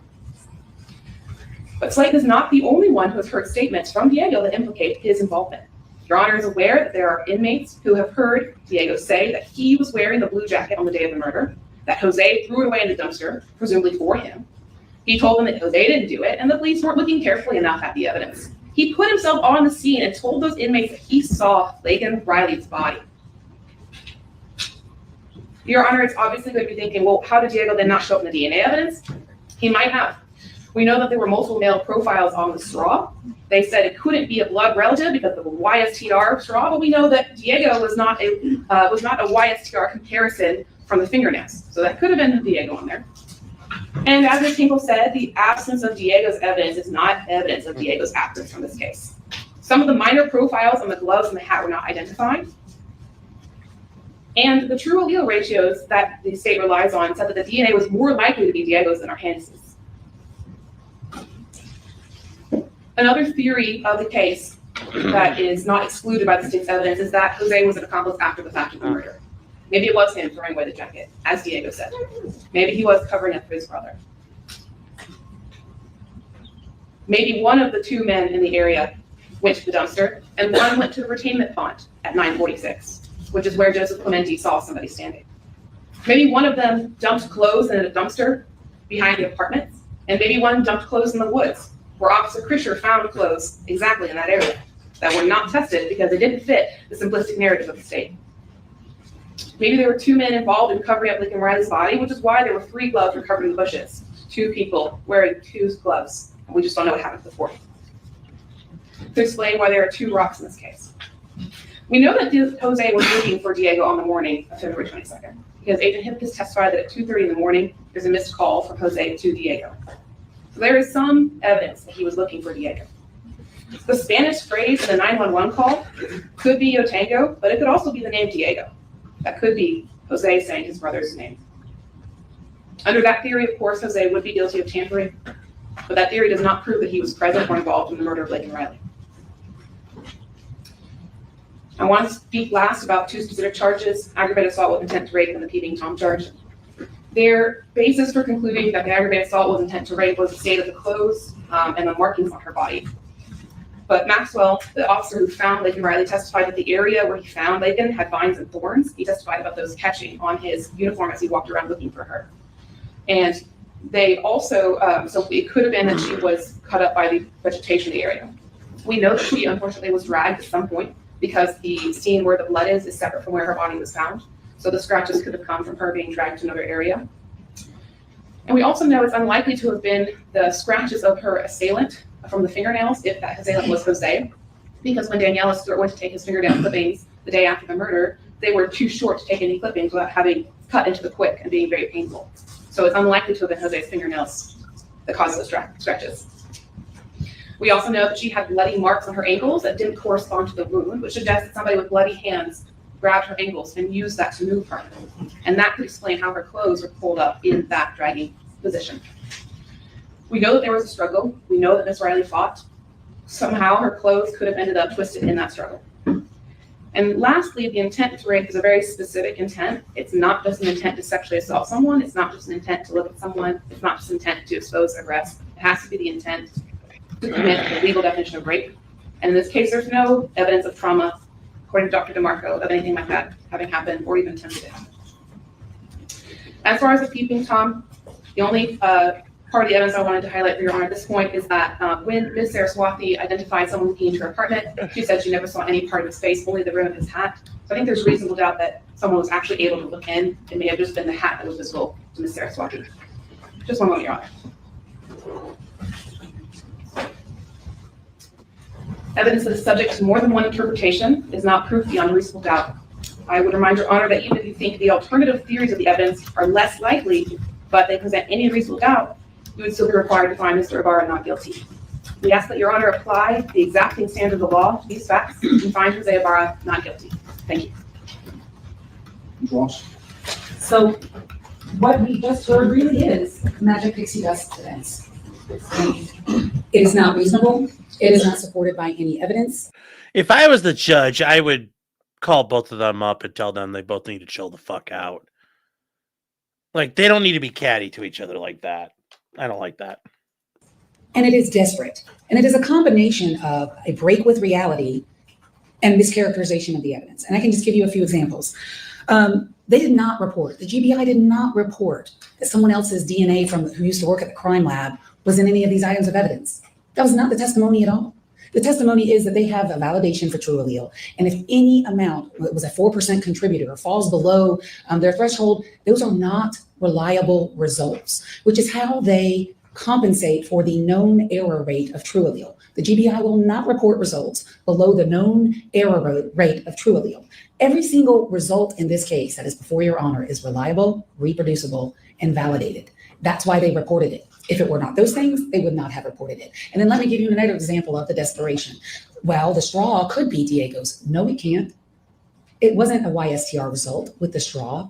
It was a true allele result. And it was this defendant's DNA on the straw with a mixture of someone who the expert testified is not a male relative. He could not be on that straw. So what we have heard is truly a mix between mischaracterization of the evidence and the magic pixie dust defense. There is no reasonable explanation for all of this evidence other than he is guilty of every single count in this indictment. And the you should acquit him because Tejasvi only saw the rim of the hat. That completely ignores that there is a head on the hat. That is desperate. And she said herself, he peeped. I see him peeping in my window in the body cam video. He is guilty of that, which shows his state of mind.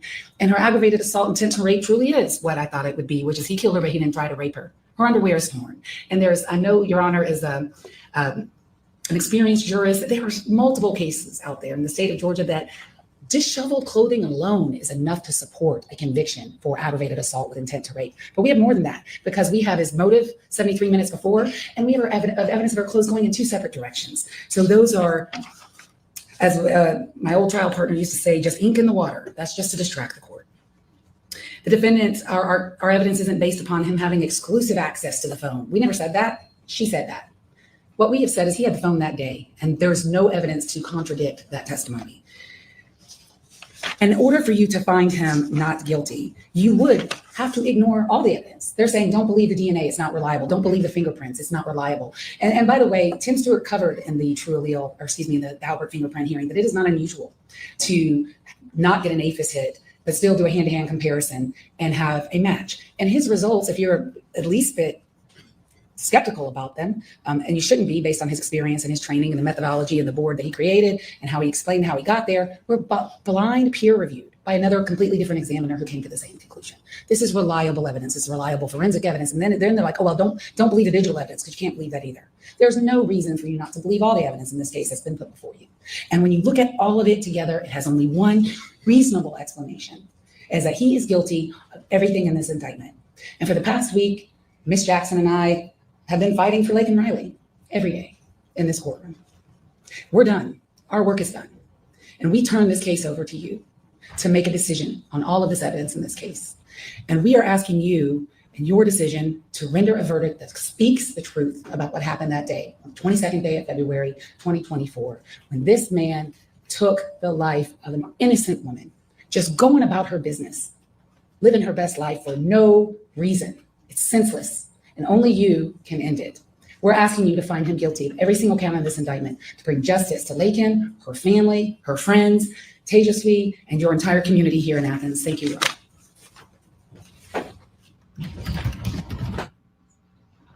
You all want to review the verdict form again. That's it, chat. Now they have to review the verdict form. They're going to review it real quick. And then the judge is going to go take it under consideration. Yes, man did nothing wrong for him. Does ekis. It's dos ekis. Yeah, that was, well, here we go. So, here we go.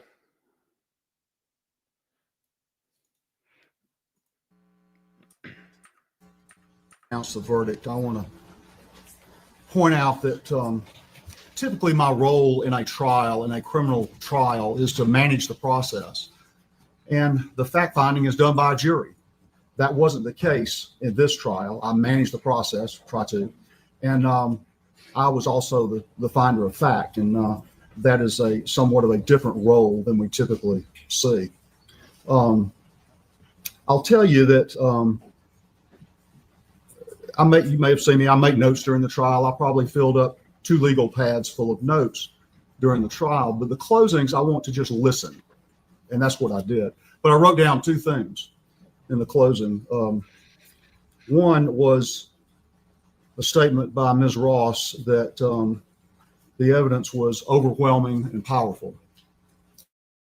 Then I also wrote down what Ms. Beck said, that I'm required to set aside my emotions. That's the same thing that we tell jurors in what and would give them their job. I would. That's the way I have to approach this. And I did. Both of those statements are correct. I'll now announce the verdict.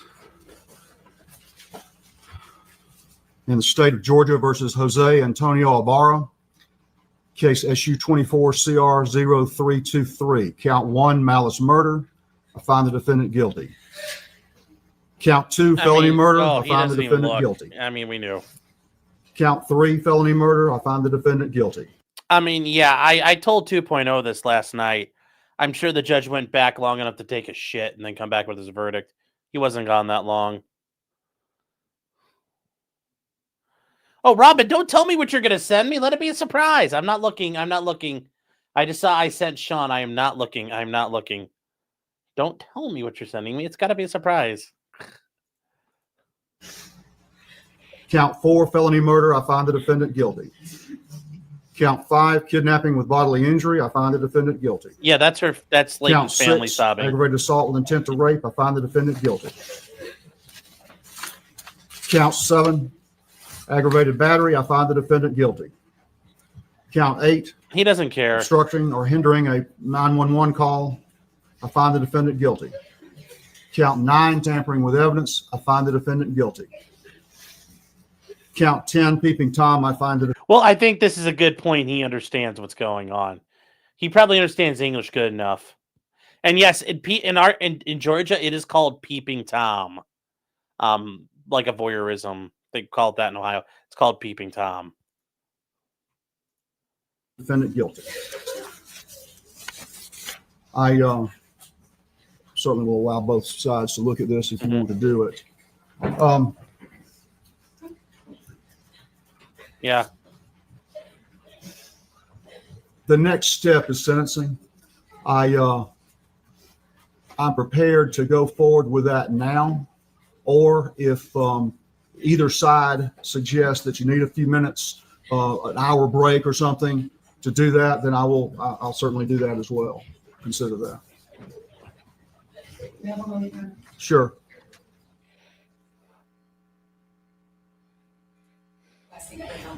I understand. We will recess till 12:30. Recess till 12:30. All right, chat. So there's going to be a recess until 12:30. We're going. Wow, we did take up a lot of time here. Okay. The first impact. So we're going to do victim impact statements. Because it's murder, it's mandatory sentencing. We're going right ahead with it. That's why there was no wait. Skip the victim statements. They're fucked up. I mean, I don't know. I mean, I kind of want to hear some of this. Like, is it bad? Like, because there's what left? What's there to do otherwise? I mean, all these people come in to testify. Like, are we not gonna? You know what? Here, well, I mean, do you guys want to skip them or do you guys want to hear them? Because it's like, it's about an hour's worth.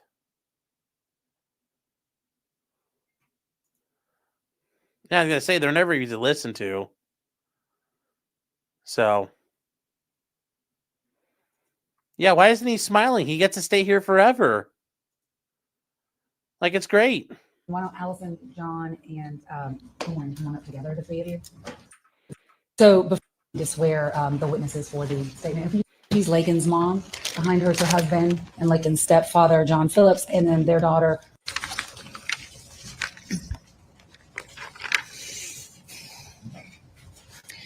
Your Honor, on February 22nd of 2024, our family and friends were given a life sentence without a chance of parole. Jose Ibarra took no pity on my scared, panicked, and struggling child. There is no end to the pain, suffering, and loss that we have experienced or will continue to endure. On that horrific day,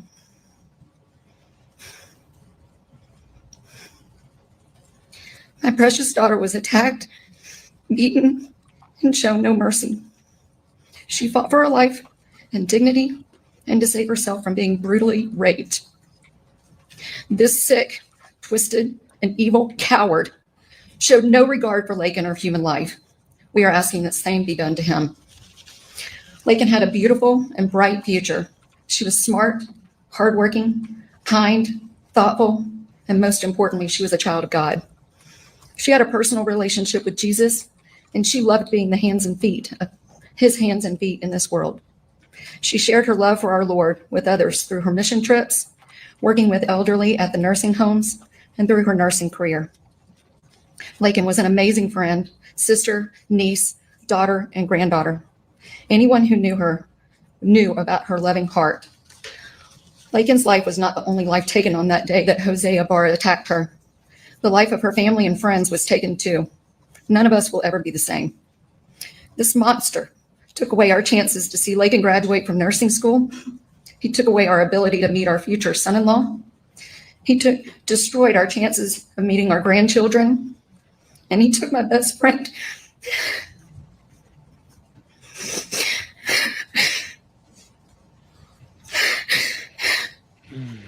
He ripped away every beautiful memory we will ever be able to make with her again. This horrific individual robbed us all of our hopes and dreams for Laken.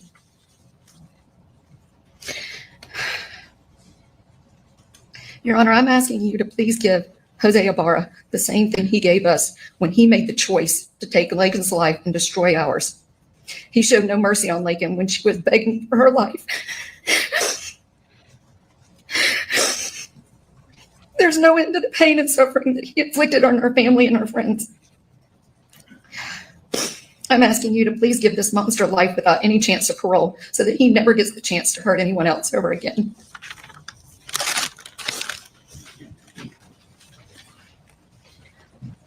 This is John Phillips. I'd like to thank Your Honor for the opportunity to speak today. I truly appreciate it. I heard in the opening statements from the defense that the loss of a life that was apparently full of promise is tragic.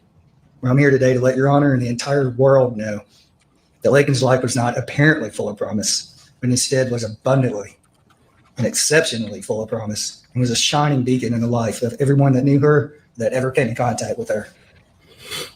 I'm so proud of Laken and the beautiful person she was. And while I could stand here and try to tell the world the things that made her such a wonderful person, as well as the many things we have all been robbed and deprived of, I think one of her last journal entries dated 12/17/23 says it best. So here we go. To my future husband.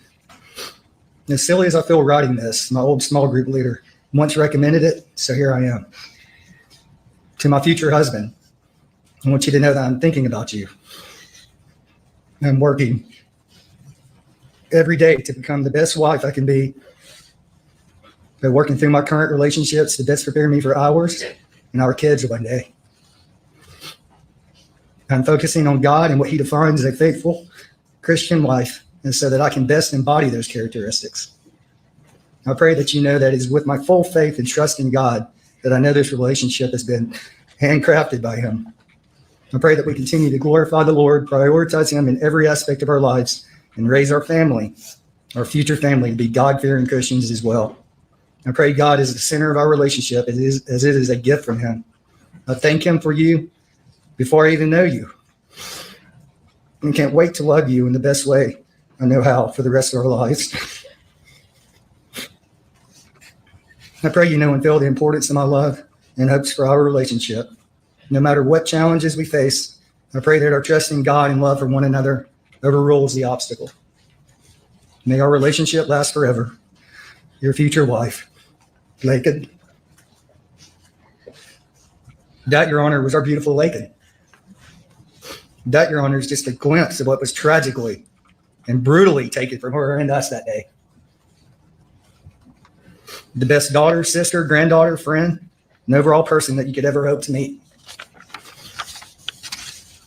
While it's true that none of our lives will ever be the same, we refuse to let this person rob Laken of the hope she gave to her family, loved ones, friends, and the world as a whole. We will proudly carry this hope on in her name in the days ahead and for the rest of our lives, because together we can all keep hope alive.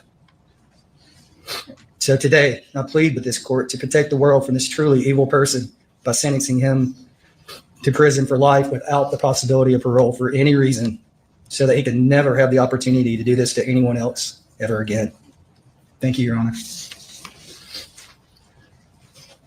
Next, Your Honor, is Lauren Phillips. Your Honor, I wish I could truly put into words how much the tragedy that occurred on February 22nd, 2024 has affected me, but I don't think I'll ever be able to do so. With that being said, I'm going to attempt with the best of my ability to do that for you today. My name is Lauren Phillips, and I had the amazing privilege of living with Laken Riley as my older sister. Laken was and will forever be my most favorite person. She was my biggest role model, and I looked up to her in every way. She brought the joy that I needed into my life and never failed to make me laugh. There was absolutely nothing that I wouldn't do for Laken, and nothing that she wouldn't do for me. Laken was my biggest protector, and I always had this sense of comfort and safety in her presence. We've been inseparable ever since the moment I was born, and I've been lost ever since she was senselessly stripped from our lives by Jose Ibarra. I now have this hole in my heart and in my life that I know will never be filled. I had to walk the stage of my high school graduation without my biggest supporter and cheerleader in the crowd. I had to finish my senior year of high school, which most would say is the happiest and most surreal part of your life. It was simply the opposite for me. I had to turn 18 and become an adult without the one person I looked up to there by my side. I had to get accepted into my dream school, the University of Georgia, without my sister telling me how proud of me she is, and finally getting to live in the same town together again.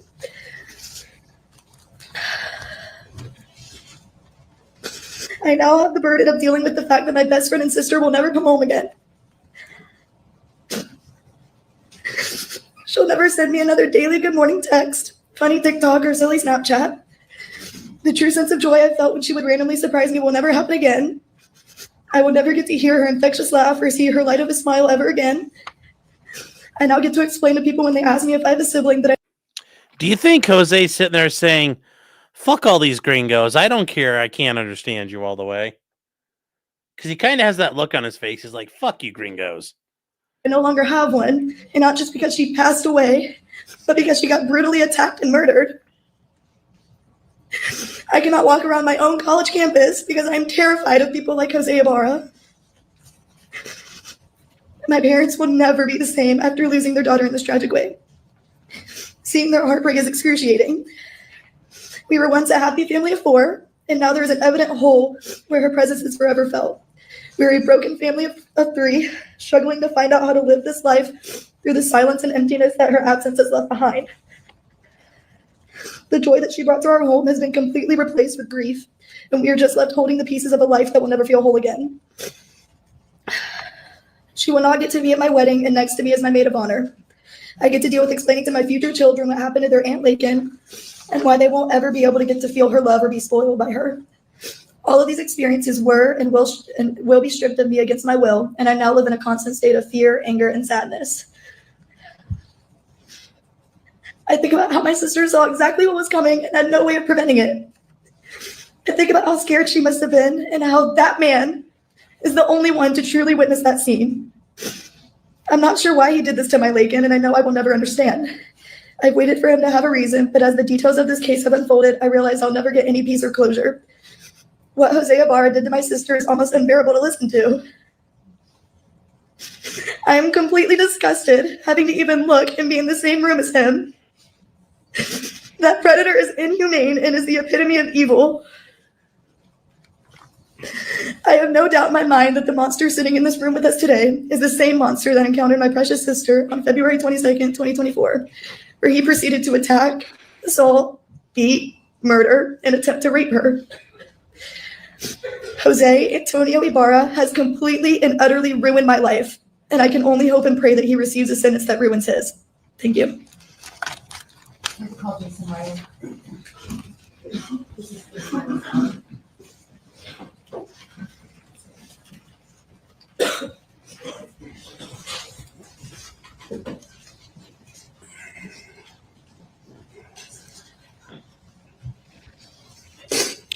Your Honor, I stand here today as a grieving father whose heart was shattered in ways I never thought possible.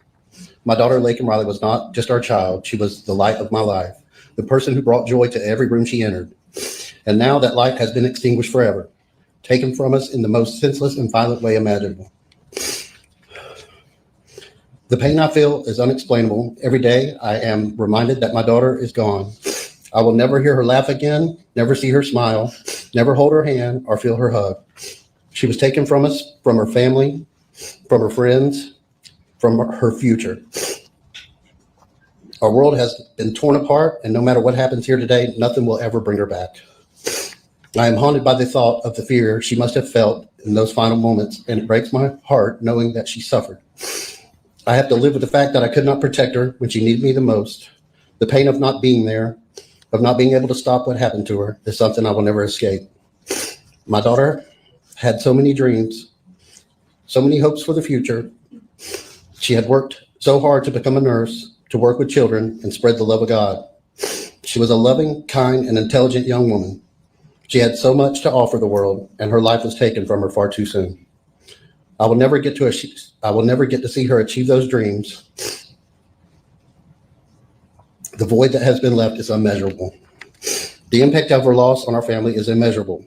As a father, I am forever burdened with the pain of losing my child. I'll spend the rest of my life trying to navigate this grief, trying to make sense of the world that took my daughter from our family. But I will never forget her. I will keep her memory alive. And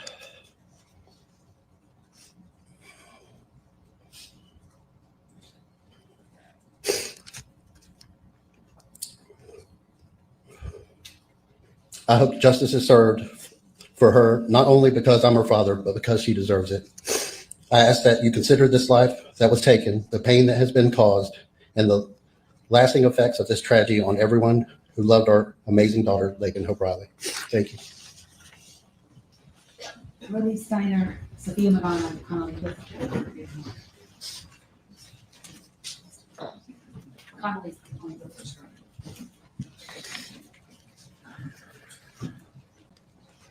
Good afternoon. As I stated in my testimony, my name is Connolly Huth. Laken Riley was my roommate for 2 years, my devoted and loyal running partner for 2 years, and my best friend forever. I stand before you looking at you through eyes that have seen, ears that have heard, and a heart that has felt emotions no body, and especially no 22-year-old, should have to. On February 21st, my life was complete. I woke up on February 21st at 7:30 a.m., walked out of my bedroom door to streamers hung outside of my bedroom from the top of the door frame to the floor, balloons blown, decorations taped, and gifts presented precisely on my kitchen island. Laken did it. It was my 22nd birthday. She had a 5 a.m. nursing clinical, yet she woke up at 4:30 a.m. to make me feel loved and appreciated, because that is who Laken Riley was. I went to dinner that night with my roommates and my family, and ended the night with my roommates, and especially Laken, showering me with love. It is clear and evident that this defendant, Jose Ibarra, has never felt this type of love and appreciation. I've been impacted by this brutal, cowardice, and preventable tragedy in every way, shape, and form. I no longer have a best friend that I relay every thought or worry to. I no longer run every day. I lost my partner, and I lost the joy of what running was before Laken was taken from us. I cannot imagine running when I constantly am looking over my shoulder in public, wondering if I am next. I live with excruciating guilt every day that I was not accompanying Laken on this run, and that it was her and not me. And I hope and pray that it will never happen again to anyone. Along with this, the crime that this monster committed ruined one of the most special places in our friendship. Lake Herrick was Laken and I's safe space. We loved to go on running adventures throughout the park together. We had a code called dock time.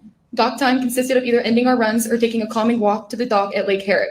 Here, we would sit in silence, play music, or talk while sitting on the dock, simply enjoying each other's presence. All it took was a text saying, "I need dock time," and we were on the way to debrief whatever we needed to discuss. Now, when I think of this beautiful spot, I think of the terror and horror my sweet best friend had to endure at the hands of this monster. I think of all the things I have to do now to remember Laken. At times, I forget how she laughs or how she sounds, and I have to resort to looking through my camera roll of hundreds of videos I have. Videos where I talk to my future kids and introduce them to their Aunt Laken in college. To talk to my friend, I have to drive 20 minutes to her grave and sit and talk to her with no response, screaming at the sky. When I want to remember her, I have to go to my closet and pull out her clothes I was given and smell them to remember how she smelled. As I stand up here today, I'm wearing one of Laken's shirts. This shirt has sat in my closet for months, not because I'm saving it for an occasion, but because I cannot afford to not remember these things like this about her. I sit in therapy week after week trying to heal February 22nd and life after. When I hear emergency vehicle sirens, I'm triggered. I sat that day and watched dozens. Okay, I mean, like, I get having sorrow, but like, you hear the ambulance go by and you panic. It's like, Jesus. Of emergency personnel drive by as I sat helpless. My roommates and I had to draw our own conclusions that the pinnacle of our house was no longer here when we watched a coroner drive by us after sitting at the field for 2 hours with no answers. Our fears were confirmed when we received a university-wide email that alerted students, faculty, and staff that a female was deceased. I lost faith in humanity the day that my kind, selfless, beautiful, smart, loving, and perfect best friend left this earth. I will never understand why it had to happen in the first place, but more importantly, why out of all people it had to be her. The world lost a girl who would take the clothes off her back for her family, friends, and even strangers, who studied and devoted her life to Christ and nursing so she could save lives and make a difference in this world. Laken cannot be replaced. If you had the ability to bring her back out of all this, I would give up every earthly possession I have to see her infectious smile, hear her contagious laugh, and her infamous "love you, girl," and I would hug her neck, but you cannot. Laken made this world, and more specifically my world, better. My first years of college, when I did not know Laken, I went home all the time. My last years of college, you had to drag me home. That was because Laken was my person. So, Your Honor, I wish to proclaim the maximum sentence for the defendant, as I will never be the same, her loving, beautiful family will never be the same, and this world will never be the same. I hope this sentencing sets a precedent, so it stops with Laken and fails to happen to anyone again. Laken was a hero and a warrior. She died a hero and a warrior, and she is a hero and warrior to all of us. Laken was my source of light, joy, and unwavering happiness. So when her life was taken, so was the part of me that knew how to truly feel those things again. Thank you, Your Honor. That's sad, guys. Lily Steiner. Your Honor, It's gonna be all her my name is roommates. Lily Steiner, and as mentioned in my testimony, I was one of Laken's roommates, friends, and family. On the day of February 22nd, 2024, Laken Riley was taken by Jose Ibarra from her family, her roommates, her friends, her sorority sisters, her classmates, her future children, her future husband, and her future patients. This trial focused on the death of Laken, which has overshadowed the life that she lived, the life that was stolen from this community. Laken was the most driven student with the biggest heart of anyone I think I ever will meet. As roommates, we got to spend a whole lot of time together. We had our family dinners that were strictly chili. Yep, that's what I'm We thinking. watched too. Dancing with the Stars every Tuesday. We had almost daily Starbucks runs, which I hoped to do that morning when I checked her location around the time she took her final breaths. We'd often get to a point at least once a week where we'd get emotional thinking about what life is going to be like once we graduated. Laken held a place in all of our imaginary futures. Now, Sophia, Connolly, and I graduated in May, required to move on with our lives, while Laken can't. We have the privilege to get jobs and move to an exciting new city to experience post-grad life, but Laken doesn't. I'm currently working as a medical assistant, waking up every day dreading that I won't get a text from her to make my day better. I'm striving to work in the medical field, but I know I could never be half the healthcare worker that Laken would have been and that the world was deprived of. While living together, we often would play outside of our house in the middle of the street, specifically Foursquare, listening to a playlist I made called Playtime with My Family. Okay, if they're playing in traffic, maybe they're not as smart as I thought. Our home was such a special place to us, one that was tainted. Athens has never been the same, nor will it ever be. Shortly after Laken's death, I had to come back to UGA to finish my classes without Laken and without the safe space that we built together, and it was awful. Every time I wanted to go somewhere, I had to drive by the apartments that provided a roof over his head while he got to rip away ours. Life without Laken has been so dull. Having to learn how to navigate time without her through grief, anger, and fear has been beyond difficult. So many people are lost without her. Laken made her short time on Earth so significant that she managed to impact those who she never even met. Laken left a colossal legacy to everyone she touched, and I have zero doubt that she is still not finished building it. And that is something Jose Ibarra will never be able to take away. I hope to never say his name again, but to shout Laken's every chance I get. I kindly ask Your Honor that you help us all in our long healing journey by allotting the maximum sentence for Jose that unfortunately still won't make up for the beautiful life taken.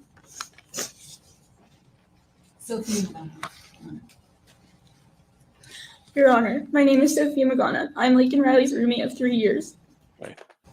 Wait, so... Oh, I thought you said Vagana. She says Vagana. It's like Bob's and Vagana. Your Honor, my name is Sophia Magana. I'm Laken Riley's roommate of 3 years. I stand before you today with a heart full of grief, sadness, and an overwhelming sense of loss in my best Well, I'm sure he is. Laken wasn't just my best friend. She was my roommate, my sorority sister, and above all, she was my chosen family. The joy and kindness Laken brought into my life every single day can never fully be put into words. We confided in each other, supported each other through life challenges, and celebrated our joys together. Guys, she had 3 The loss of my roommates. best friend has shattered my world in ways I never thought possible. 4 girls living in a house. I never is imagined that I'd have to impossible. navigate Come on. life without her by my side. Every day, her friends, family, and loved ones carry the weight of her absence, the weight that is heavy and unrelenting. Laken was my fearless other half. As someone who's reserved and awkward, Laken was always there to nudge me to step out of my comfort zone. She would pull me onto the dance floor and encourage me to try new things, remind me to live life to the fullest. I trusted her completely, and I always knew she was there for me, as I was for her. Those small, precious pieces of life that we once took for granted are now reminders of what I've lost. Laken taught so many people in her life invaluable lessons. She showed me how to find joy in every moment, how to embrace life with an open heart, and how to dance in a crowded room without caring what anyone else thought. These Oh, lessons don't will do stay the with me dance while forever. no one's watching stuff, please. God, Laken was not just my no. best friend. She was a devoted daughter, a loving sister, and a cherished friend to so many. She was an exceptional student with a bright future ahead of her, destined to become a nurse who would touch countless lives with her compassion and care. I miss hearing her laugh, seeing her smile, and hearing her voice, all of which brought warmth and light to all those around her. Now we are forced to confront an unthinkable reality. We will never again hear the joy of her laughter, feel the warmth of her smile, or find peace in the sound of her voice. The loss of Laken has left a hole in our hearts that can never be filled. The monster who took Laken's life has clearly never known love, like the love Laken showed everyone in her life. Love that was boundless. Love that was a testament to the amazing person she was. Jose Ibarra brutally attacked Laken. Her now spaces that were once filled with joy and peace are places I fear for my safety. I now live my life in a fear, constantly looking over my shoulder with the new reality that the unexpected can happen. A world Laken taught me to embrace is now a world I feel unsafe in. Every day I put on a brave face as I step into my classroom, ready to teach and support my students. I mask my emotions and fears to shield them from the harsh realities of the world, preserving their sense of security and innocence in the world. Yet inside, I'm struggling, holding back tears until I can slip away to the bathroom or wait for the school day to end so I can finally let my true emotions surface beyond those four walls. February 22nd, 2024 is a day I will never forget. It is a day Jose Ibarra chose to commit an unthinkable act of murder Laken. He took from this world somebody who embodied love and light. Jose took my light, my sense of joy, my best friend, and my other half. Losing Laken has left an enormous hole in my life. The world feels quieter, emptier, and far less joyful without her in it. Her absence is felt in every corner of my day-to-day life, and I don't know how to fill the space that she once occupied. But what I do know is this. Laken's legacy of love, kindness, and friendship will live in all of us who knew her. The love she gave so freely will continue to guide me as I navigate this life without her. Jose Antonio Ibarra took Laken's life, and I hope that your verdict ensures that Jose experiences lifelong pain that is only a small glimpse of the pain we will live with daily since the loss of Laken. No punishment will ever truly account for what Jose has done, but it is my hope that justice will honor Laken's memory and the profound impact she had on all of our lives. Thank you. Abby.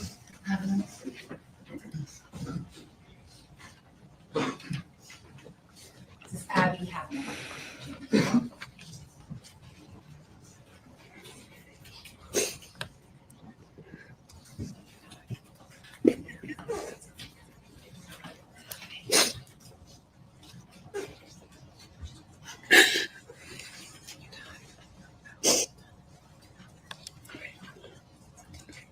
Want me to read it for you?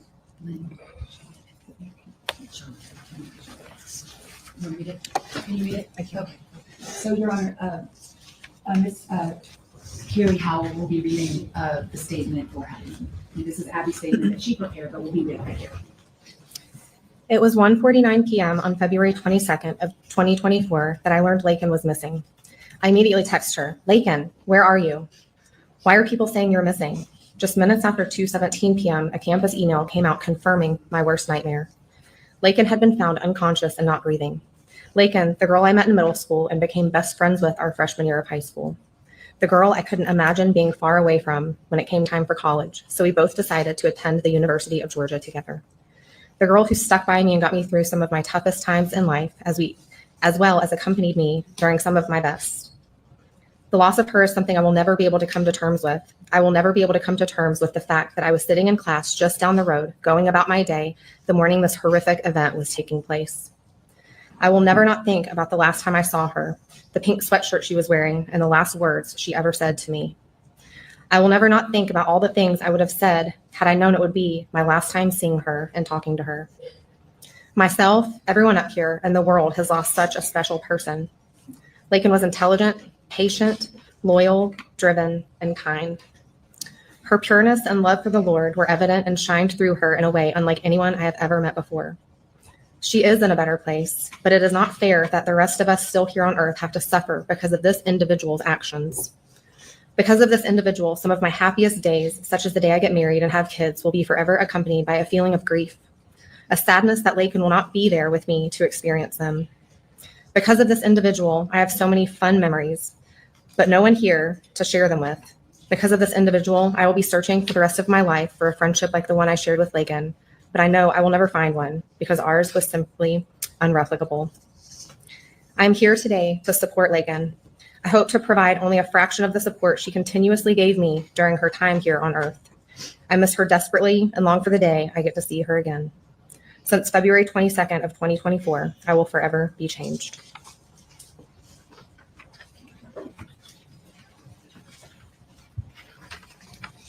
Sophia Plum. O-N-I-N. Good afternoon. February 22nd, 2022 changed my life forever.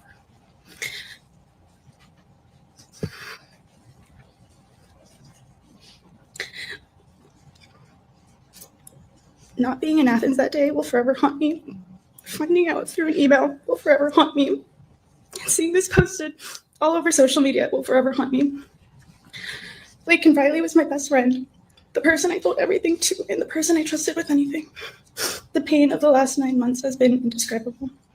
If you would have asked me a year ago where I thought I'd be and what I would do in 2024, I'd tell you I'd be finishing up my second to last semester of college with Laken as my roommate as she finishes nursing school. I'd tell you we spent St. Patrick's Day together in Savannah, and I'd tell you we went on that trip we planned to New York. I'd tell you she finally got me into running, and she would train me for the ad half this year. I'd tell you many things and many of our plans, but instead I get to tell you how different my year was. I get to tell you that I can't do anything by myself anymore, even in broad daylight. I get to tell you that a town I used to love being in just fills me with dread. That everywhere I go just reminds me of places we used to hang out and go on walks to. I tell you that I can't go past her old house and haven't been able to return to the IM field since. I tell you the weight of emptiness I feel when I still go to text her sometimes. This is now something I have to live with for the rest of my life, knowing her life was taken too soon and things I was looking forward to will never happen. Being at each other's weddings, graduating together, and seeing each other start our careers. This wasn't just a life that was taken, it was a future stolen. It's difficult living with knowing that nothing and nobody will fill the hole that's been left in our absence. I will never get to experience her famous belly laugh again, her comforting presence, or her cheering me on as we go through life. So many what ifs play in my head over and over. If just one more thing maybe would have changed her path that day. But instead, my reality is that she is not here. And that because of what this animal did, we have sat here all week hearing every fraction of evidence and reliving the worst days of our life on repeat. I know nothing will bring her back, even though I so badly wish it would, but justice would bring comfort to us all. No one who can take away such a light and sweet soul deserves to walk free ever again. The death of my best friend has changed my life forever. Carrie Howell. Hi, Your Honor. I've started this over and over and over.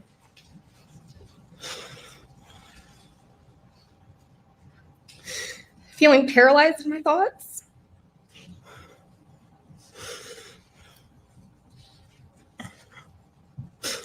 With overwhelming emotions, not knowing which direction to go, because there's so much that can be said today. Everyone has spoken so beautifully over her, and I had the privilege of getting to speak about her at her celebration of life and getting to talk about all of the beautiful and wonderful things about her. My name is Carrie Howell, and my husband Matt and I have had the blessing of calling Laken and Lauren's parents, John and Allison Phillips, our best friends. John and Matt met in college, where they were roommates and fraternity brothers, and they formed a bond as friends that grew into a true brotherhood. This brotherhood between them extended to connect our families together in the same exact way. It is a friendship that runs deep and loves big. Our families and children have grown up together and had many adventures and vacations together over the last 20 plus years. We have had the privilege and joy of watching Laken and Lauren grow up. 272 days ago, on the morning of February 22nd, 2024, our lives were forever changed in a way none of us could have ever imagined. The moment I got the call from my husband that Laken had not returned home from her morning run, that no one could get her on the phone and she was missing, I knew in my heart something horrific had happened to her. I had the worst feeling that she was no longer with us, but I prayed and prayed and prayed as I frantically got ready to make the drive to Athens to be with my friends. I was begging the Lord for her to still be alive, and as terrible as this would be, that she had just been kidnapped and would be found physically unharmed and alive, or that she would be able to escape to safety, and praying she wasn't being trafficked. I was literally praying for her to not be kidnapped. Like, that sounds so crazy. But that just at the time seemed better than the alternative. I've never prayed for anyone to be kidnapped. I get the calls on my phone, and in fact, I pray for those people to be found and unharmed. Can you imagine your pleading prayers with the Lord being for someone you adore and love to just be kidnapped? That option gave me hope in that moment that she would be brought back to her family alive. I was desperate for my friends. This nightmare spiraled out of control when I received another call from my husband while he was on the road, or while I was on the road to Athens. John had called my husband, and he said to my husband, "She's with Jesus, brother." That will never leave my memory. As my oldest daughter and I sat in traffic on our way to Athens, time seemed to have stopped in that moment. Yet, as we are here 272 days later, time has continued. It has continued in ebbs and flows of every emotion you can experience. Time has stood still in utter disbelief that this precious human is gone, while day-to-day life continues on. This was an act of pure evil at the hands of Jose Ibarra. He willfully chose to prey on innocent young women on the morning of February 22nd, with Laken Riley being the young woman he would succeed in torturing in the most excruciating and brutal way while she fought not only for her life, but for her dignity. He must have believed that she was there for his taking, that he was entitled to whatever sick, perverted urges and desires he had that Friends morning. and family, chat. Not one person on this planet has even one right to take what they want from a person simply because they Friends want and it. family. Yet Jose did that. Because of his evil actions, we are all being forced to learn how to navigate life with the stark, harsh reality of Laken no longer being here. Her amazing friends have been robbed of the beautiful gift of lifelong friendships and doing life together with their future husbands and children, the way my family and the Phillips family have been blessed to do all of these years. Her grandparents and aunts and uncles and cousins feel the absence of her presence constantly and have been robbed of the continued blessing of her being a bright light in their family. My family and I have journeyed alongside our dear friends as they attempt to navigate and learn how to live a new normal without their oldest daughter. I've gotten to know my best friend's face in a new way, the way I would give back if I could make returns on the most devastating circumstances life can hold. I look at her and I know when a situation is too much. I know when a comment is too much. I know when to be silent and when she needs encouragement. This year is showing on all of our faces, like the harshness of cold winter days, that there seems to be no end in sight. But we will keep fighting because we refuse to allow Jose Ibarra to take anything else from us, and we serve a good and mighty God.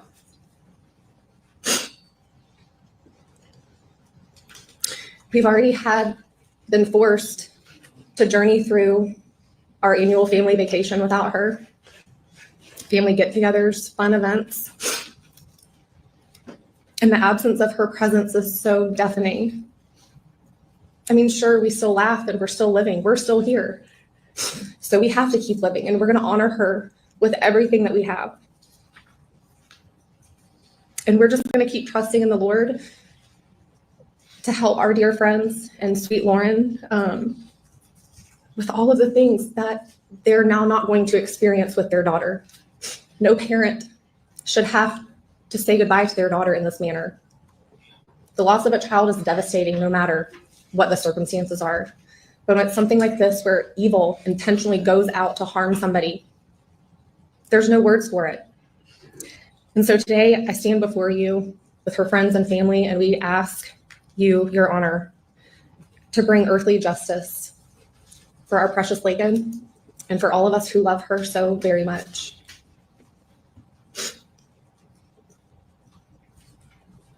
She was truly one of the most precious people that I've ever had the honor of knowing. She exhibited the fruit of the Spirit in the Bible because she truly lived her life for Jesus, as you got to hear John read in her journal entry. That was her. That was a private entry, not for anyone else. And you got to see the type of person that she truly is in her heart. Pure and lovely, and her laugh that everyone has talked about, literally one of all of our favorite things about her. And we never get to hear it again because of him.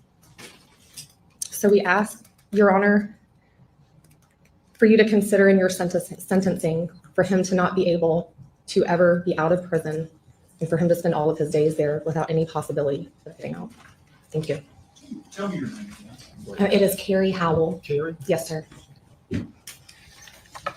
And Your Honor, that at this time completes the statements for victim impact evidence from Laken's family and friends. The state would also have a few more items to present for victim impact and then I'll address the indictment with the court. And one of the things I wanted to share with the court is that a lot of times when we hear victim impact evidence, it is very much so the way that we hear it here in court. Hold on, I'm gonna pause this one. But what we have in this case is something that I ran across in my review of the evidence in this case, which is really 1 minute of when or where this court will be able to get the true impact of what the murder of Laken Riley did to her family and the impact of his actions on her family. I heard about this. I hope she cleared this with Laken's family because this is fucking ghoulish, even by my standards. Like, holy shit, man. I hope this got cleared with them. Because what the investigators did in this case is, as you know, they were all wearing body cam videos. And there's hundreds of hours of it in here. And there is one moment where, and I'm just going to play 1 minute of it, just 1 minute of the horror that this family has gone through in the last 9 months and what they're going to continue to go through for the rest of their lives. And it is the moment that they learned that their daughter was dead. And in this video clip that I'm showing, which I've marked as states 333, at the top right corner, it's at 1950. You'll see a black truck.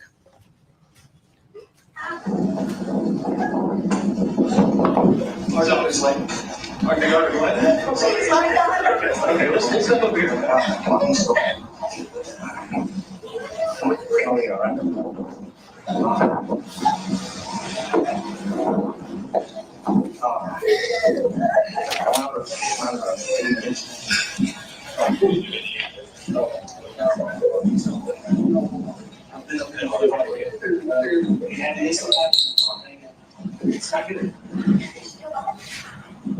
I don't want to tell you yes or no because I don't have names. I don't know who anybody is. This is a pretty sensitive.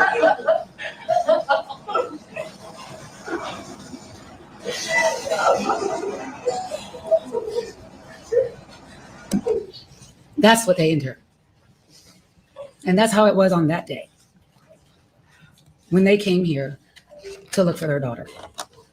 And what it took away, you heard from her friends and family, and some of the things that you even heard in the trial. You got a little peek, just a little peek, about the personality of Laken Riley. For example, in Lily's 911 call, one of the things she says is, Laken never misses class. Never misses class. That's the kind of person she was. And in our review of all the evidence in this case, some of the things we had to look at were the social media presence of everyone, and there was a lot of digital evidence in this case. And the review of the digital evidence, I want to share with you just some of it, which has been marked States Exhibit 336, is that Laken was a very joyful and quite silly, playful person. And a lot of that is reviewed in her social media.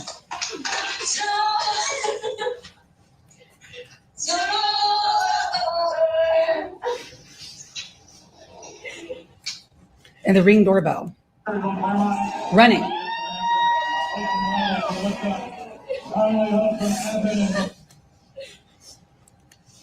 Same race.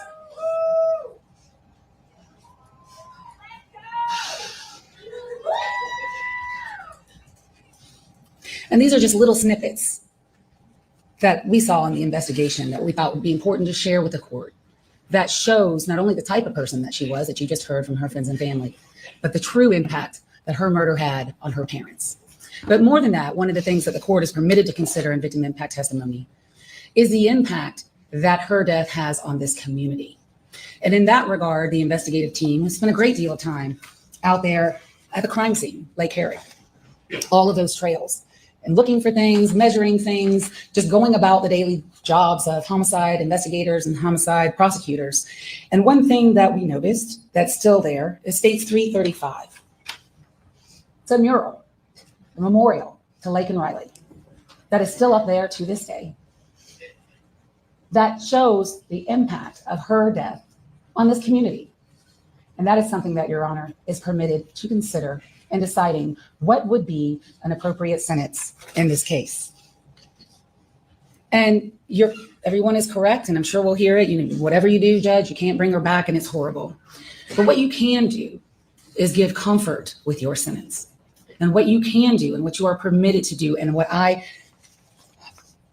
urge this court to do, and what the law permits this court to do, is to exercise your discretion and your judgment in a way that brings comfort to this community, and in a way that a sentence which appropriately reflects the harm that was done in this case. And a sentence of life without the possibility of parole would bring comfort to this community. And no matter what your sentence is today, and it will be litigated from here to 40 years from now, there is at least one person in this courtroom who will inherit it. And that is Lauren Phillips. That is Laken's younger sister. And she should never, first of all, she's growing up without her sister. She's going to have to deal with elderly parents alone. Her children won't have an aunt. She is an only child. And she should not have to worry 30 years from now, 40 years from now, if he comes up for parole, should he might get out. She should never have to worry about that. And your sentence can ensure that she will not have to worry about that. And so in looking at the indictment in this case, count one, the offense of malice murder, which this defendant has been found guilty of, in this particular case carries a maximum sentence of life imprisonment without the possibility of parole. It carries a minimum sentence of life imprisonment with the possibility of parole. The state is requesting that you sentence this defendant to life imprisonment without the possibility of parole, not only due to the victim impact testimony, but also because if you read the indictment, which you have obviously, and you're familiar with the facts of the case because you've heard the case, there are several statutory aggravators in this case that separates this case from a regular murder case. And yes, there is malice murder, and all malice murder is bad. I'm not saying there's a malice murder that isn't bad, but there are some malice murders which are more aggravated than others, and this is one of them.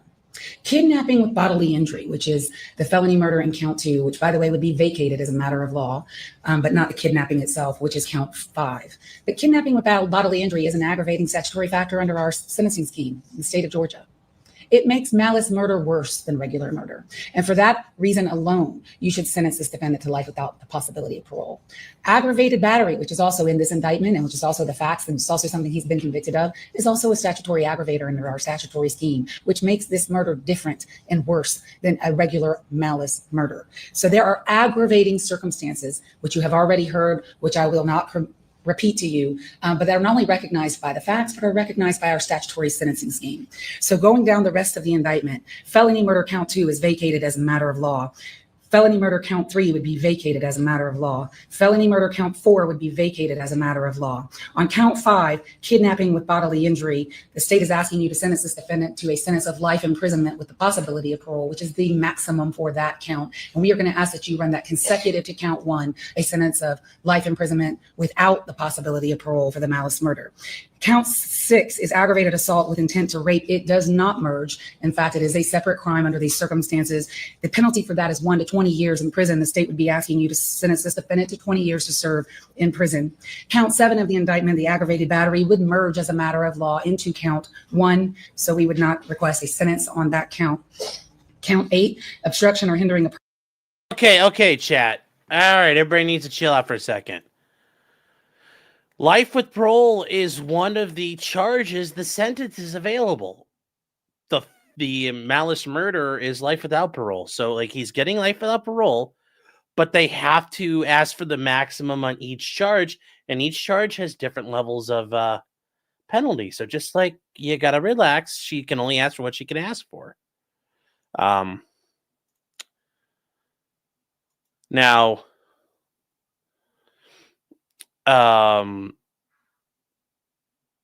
As far as everything else goes, guys, you hear him talking about merger.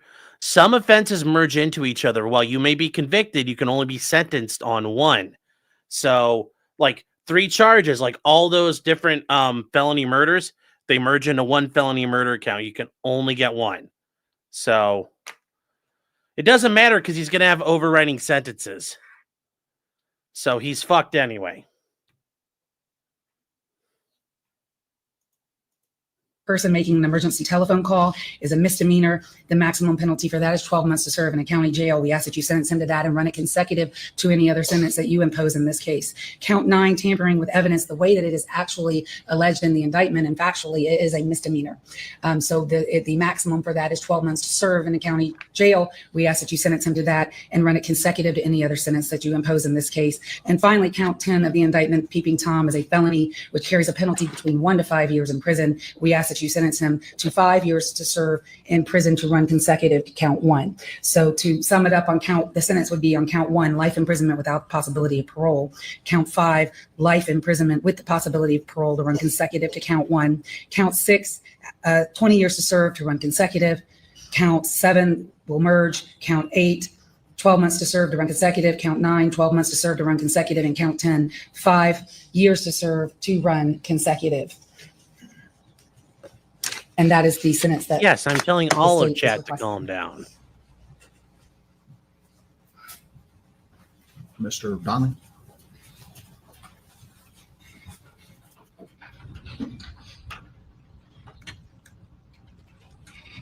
Yes, sir. Thank you. So obviously the court is aware that on count 1, there's really only 2 options for the court. It's an automatic life sentence. The only options whether the court can indicate that it should be without the possibility of future parole. We're asking the court to not impose that. The life without parole, because getting a life sentence is automatic. There's certainly no guarantee of parole, and would be uncertain, and it would be many decades in the future. And we do not oppose the state's recommendation that the life sentence, which is also mandatory on count 5, be made consecutive. We certainly, just to state the obvious, trust that the court will not consider for sentencing purposes the fact that Mr. Ibarra had a trial. The defense has made every attempt, made every effort to do its job and to pursue this process in a way to respect both the process itself and also to not cause any disrespect toward the feelings of Ms. Riley's loved ones. And if anything like that has happened, it certainly was not intended. And the defense is not immune to the sensitivity of this case. Again, to not only her loved ones, but to the greater community. The state's request is not unexpected to us. We anticipated that. It is certainly understandable. And there is a divide there. The state, while it is understandable, the request that they make, the court, there's some separation given here in this process, and where the court will be the one to impose it. So our request that you give consecutive life sentences on counts 1 and count 5. We have no position on the remaining counts. We'll send a message that to whatever future custodian of Mr. Ibarra as to the gravity of this crime and the gravity of the situation. That the court has expressed an intention for, it's obviously a legal fiction that he would serve 2 life sentences behind bars, but the law allows that. I mean, he's a natural speaker, but this is a tough argument to make. I don't think I'd sound much better. There'd be a lot of I don't think there's a whole lot here he can do right, so I don't blame him. So it sends that message to the future custodians as to the gravity. But the withholding of the life without parole aspect of count 1 would at least give Mr. Ibarra the sliver of incentive to reflect and conduct himself with some recognition of that reflection. The state agency and the staff of that agency who will be tasked with supervising his custody will have the opportunity to monitor him closely for, again, many years, many decades into the future. And it's impossible to know the future, obviously. But by imposing life sentences without removing the future custodians to the ability to do their job is our request at this time. And we also would point out that given his status with, there is an immigration hold, that were he ever in the future to be released, it would only to be deported. And that's all I have. We can begin the discussion for it. Thank you.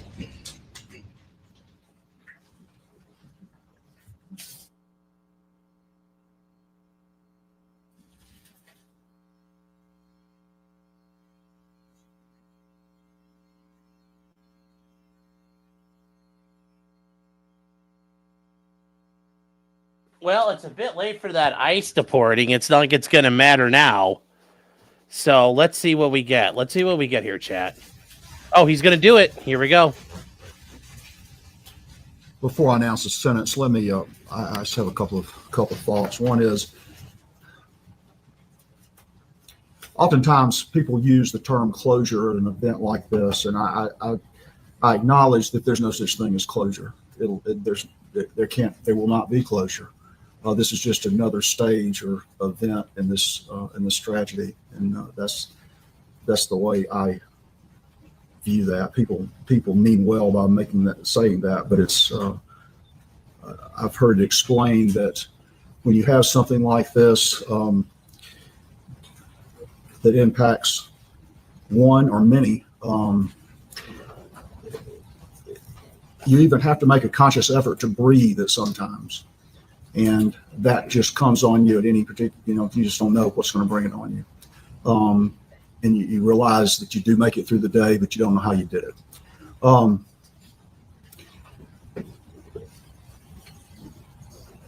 But I also, and this goes back to what Kerry Howell was saying, that, as many times as you reflect on the loss, at some point you start smiling about the memories. And I'm hopeful that at some point that takes over to a certain extent. But there's very little, including the sentence of Mr. Ibarra, that's going to help much. And I acknowledge that. With that, Mr. Ibarra, if you will please stand. Count 1, malice murder. I sentence you to life without the possibility of parole. Count 2 will be vacated as a matter of operation of law. Count 3, vacated by operation of law. Count 4.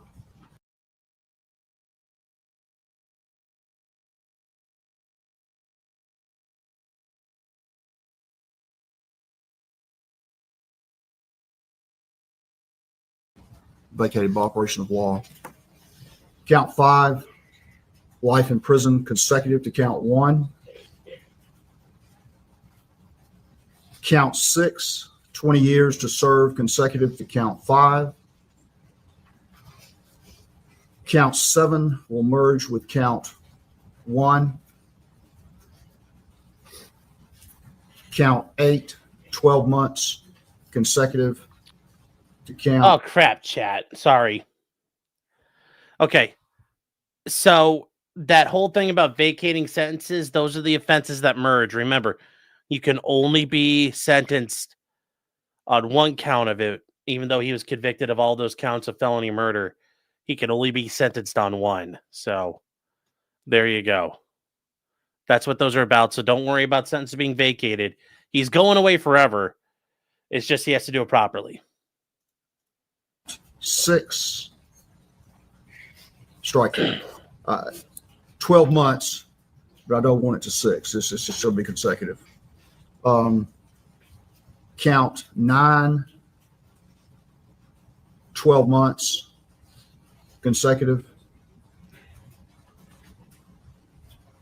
Count 10, 5 years consecutive to count 6. So that would mean the misdemeanors would come after the felonies. That will be the sentence. Mr. Ibarra, I will advise you that you have 30 days from today to seek any post-judgment relief in the form of a motion for a new trial or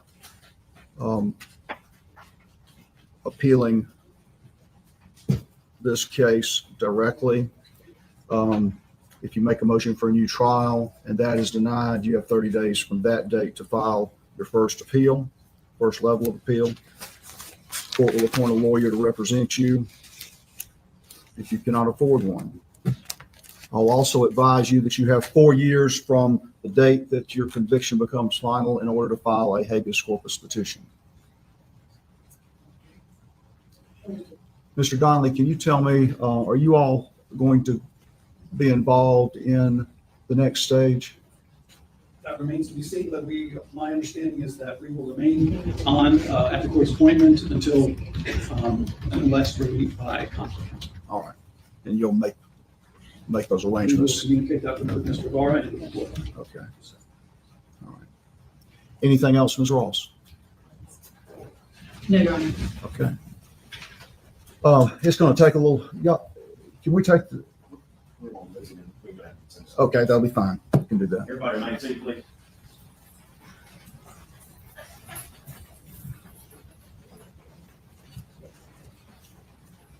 All right. That will conclude the proceedings. Can I ask you something, Dan? Well, there you go, chat. That's it. When you think about it, who set it up here? We pay for his room and board no matter what. You know, we're paying for him to live there, or we're paying for him to live in the jail. It's kind of like, we didn't really win because we're still paying for it. At the end of the day.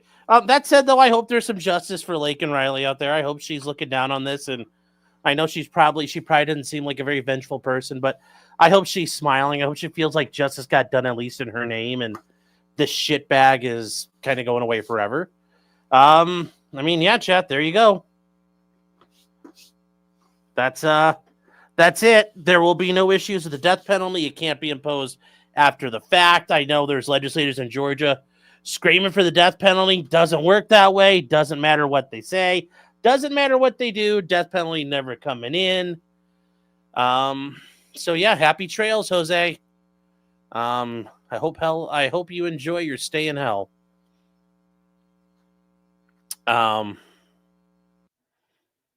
So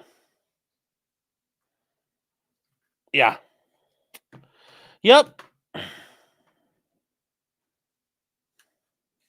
So yeah, very interesting. I mean, like I said, nobody was really surprised at the outcome, but it's just surprising how much they had on this guy.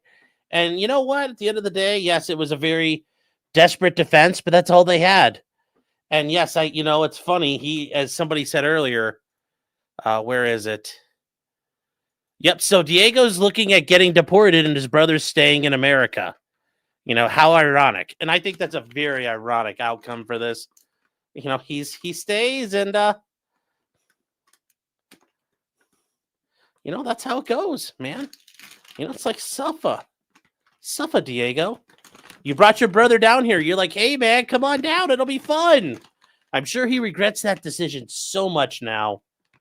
Think about if he had just maybe I hope I kind of wondered, did he like his brother? Was this kind of like one of those, oh, my brother, he's a dickhead, but he's my brother. I got to take care of him.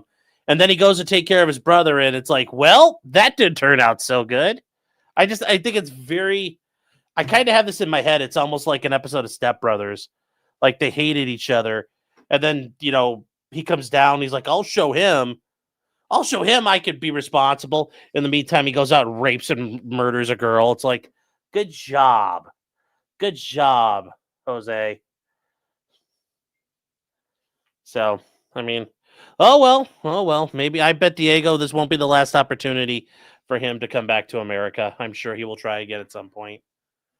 Bella says, do you think he has victims in Venezuela? Oh, I guarantee you he probably does. There's no way a guy like him hasn't made this a habit. I bet there's victims in New York. Especially for watching him get drunk and stumble around the area. I guarantee you he's probably done this before. And I guarantee you in New York there's victims, and I'm sure the police, once they learned about where he was, I'm sure the NYPD was double checking their information to make sure they have no police reports of or reports of rape where the bad guy looks a lot like him, because I'm sure if you looked hard enough, I'd be surprised if there wasn't one that looks a lot like him. Because I mean, you don't just this is a learned behavior. Like he's been doing this. Like he had a system. He knew where to go. So, and it's sad nobody really noticed it. And I don't blame everybody else for minding their own business and not noticing. But just think if somebody had too bad you didn't do this in front of a dorm full of frat boys or something like that, or just some ROTC dudes out on a run, or just somebody who would have seen it and just beat the living fuck out of him. Creeping on these doors. Too bad 911 isn't able to respond fast enough to come help. I mean, just a lot of things that I know we wish if they would have happened differently, would have been really good for us and good for Laken. But sadly, yeah, that's it. Somebody was wondering, Roosevelt, yeah, the judge is not in charge of the death penalty. If it was a 3-person panel, yes, but remember, the death penalty wasn't even being sought because the DA there is a dingbat leftist who, was Soros appointed. So she was worried about hurting poor widow Weagles. So we're not gonna execute the heckin' Mexicans, chat. Was her battle cry. So guess what? We didn't execute the heckin' Mexicans. So there you go. Obviously, that's a bullshit call, but oh well.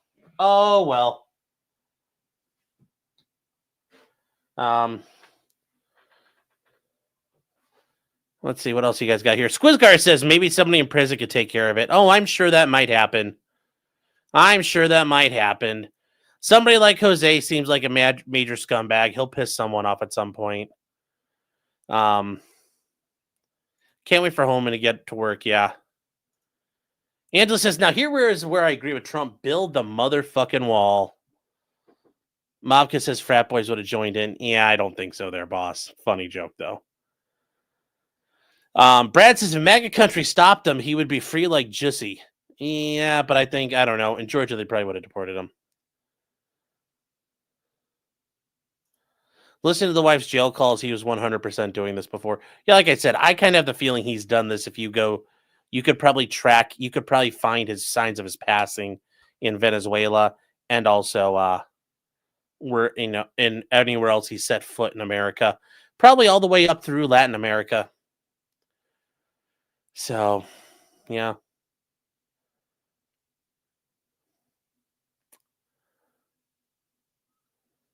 Yeah. So.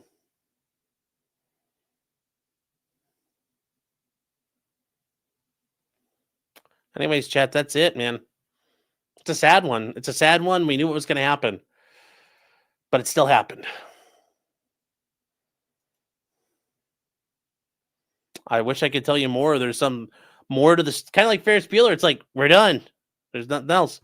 Go home now. I mean, it's so sad. This happened. And then, yeah, I mean, is this really going to change anything? Probably not. So is it going to change the immigration debate? Saving women? Well, there we go. There's a woman who could have been saved. Because had Jose Ibarra not been here, Laken Riley would not have been murdered. And those women on that campus would not have been terrorized. None of that was in a vacuum. So, we could have saved a bunch of lives. And the untold number of lives here in America that he likely took were harmed or changed. Because think about it, even women he hasn't killed or raped. That's not the first time he's ever creeped around apartments and stalked women. I mean, think about probably all over the place. Just the women that guy's victimized. But thankfully, he can't ever do it again. And a guy like him, I bet, would be pissed if he ever encounters female corrections officers or has to obey the orders of a female. So hopefully it happens. So, yeah.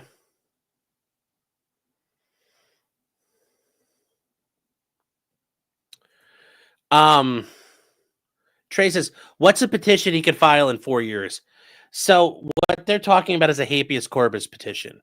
Habeas corpus is, where you demand, like, I'm being illegally held and I demand to be brought forward before a court. It's presentment of the body. Do you have the corpse? Do you have the body? It's a writ. So a habeas corpus petition is like you try your appeals and they crash and burn all the way through. A habeas corpus petition is it's called post-conviction relief. It is a way you could do an end run around your appeal. And oh my God, it is still snowing hard. A habeas corpus petition allows you to do an end run around your appellate issues. Because normally once you try an appeal, you're done. You're screwed. A habeas corpus petition, you could file those in state court, but also traditionally you file them in federal court. And you allege that you've been deprived of your rights and buy through things that happened at trial. It's a way for people to challenge their cases in the federal system. But in Georgia, it appears Georgia has a habeas petition system as well.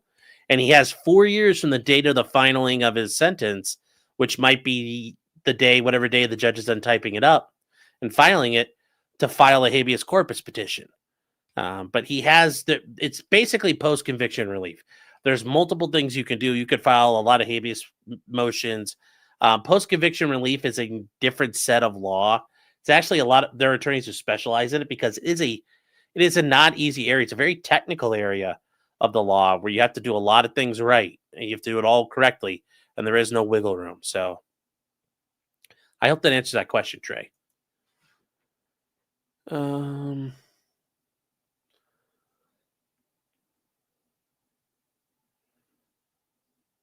it's quite the flurry. Yeah, that's quite the flurry. Quite hard. Okay.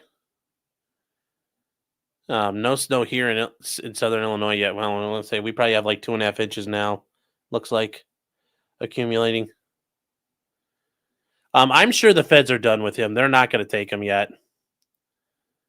Oh, so the flurries are coming down hard at the field. Okay, I guarantee it's snowing like a mofo in Cleveland right now. Well, you're welcome, Trey. I hope that made sense. What about federal crimes like the fake reentry card? They're not. Yeah. He's in trouble. He's in prison forever. They don't care. Job done. Look, he's in prison. Ta-da! And we didn't do anything. We didn't have to lift a finger. So he's gone. He's gone. I'm just saying, I can tell you that's how the U.S. attorney's going to look at it. There's no point. It's raining ICBMs in Ukraine again. Oh, they're still doing it? That is bait. People are like, oh, the Russians aren't going to push back. Guess what? They just did very hard. We'll talk about that a little bit later tonight. So.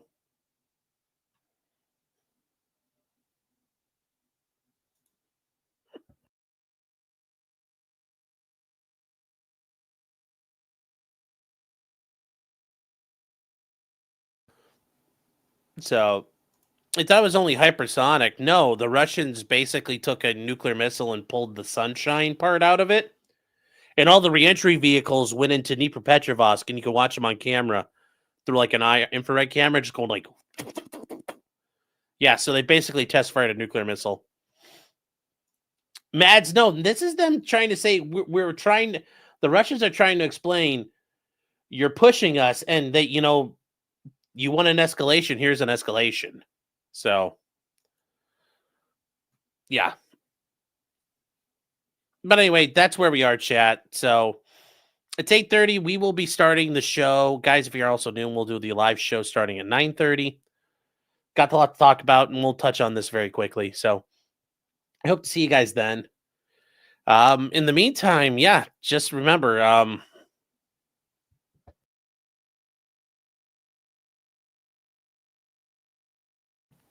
Jose Ibarra did it. just because he did it, well, I mean, he still is guilty. So, Jose, you did it. You're guilty, man. I don't know how to. There's no way talking your way out that one, buddy. You did it. Happy trails, Jose. Have fun in prison. And yeah, sadly, this is probably not going to be enough for Laken. And yeah, that's all we can say right now. So good night, chat, and we'll see you guys in a little while.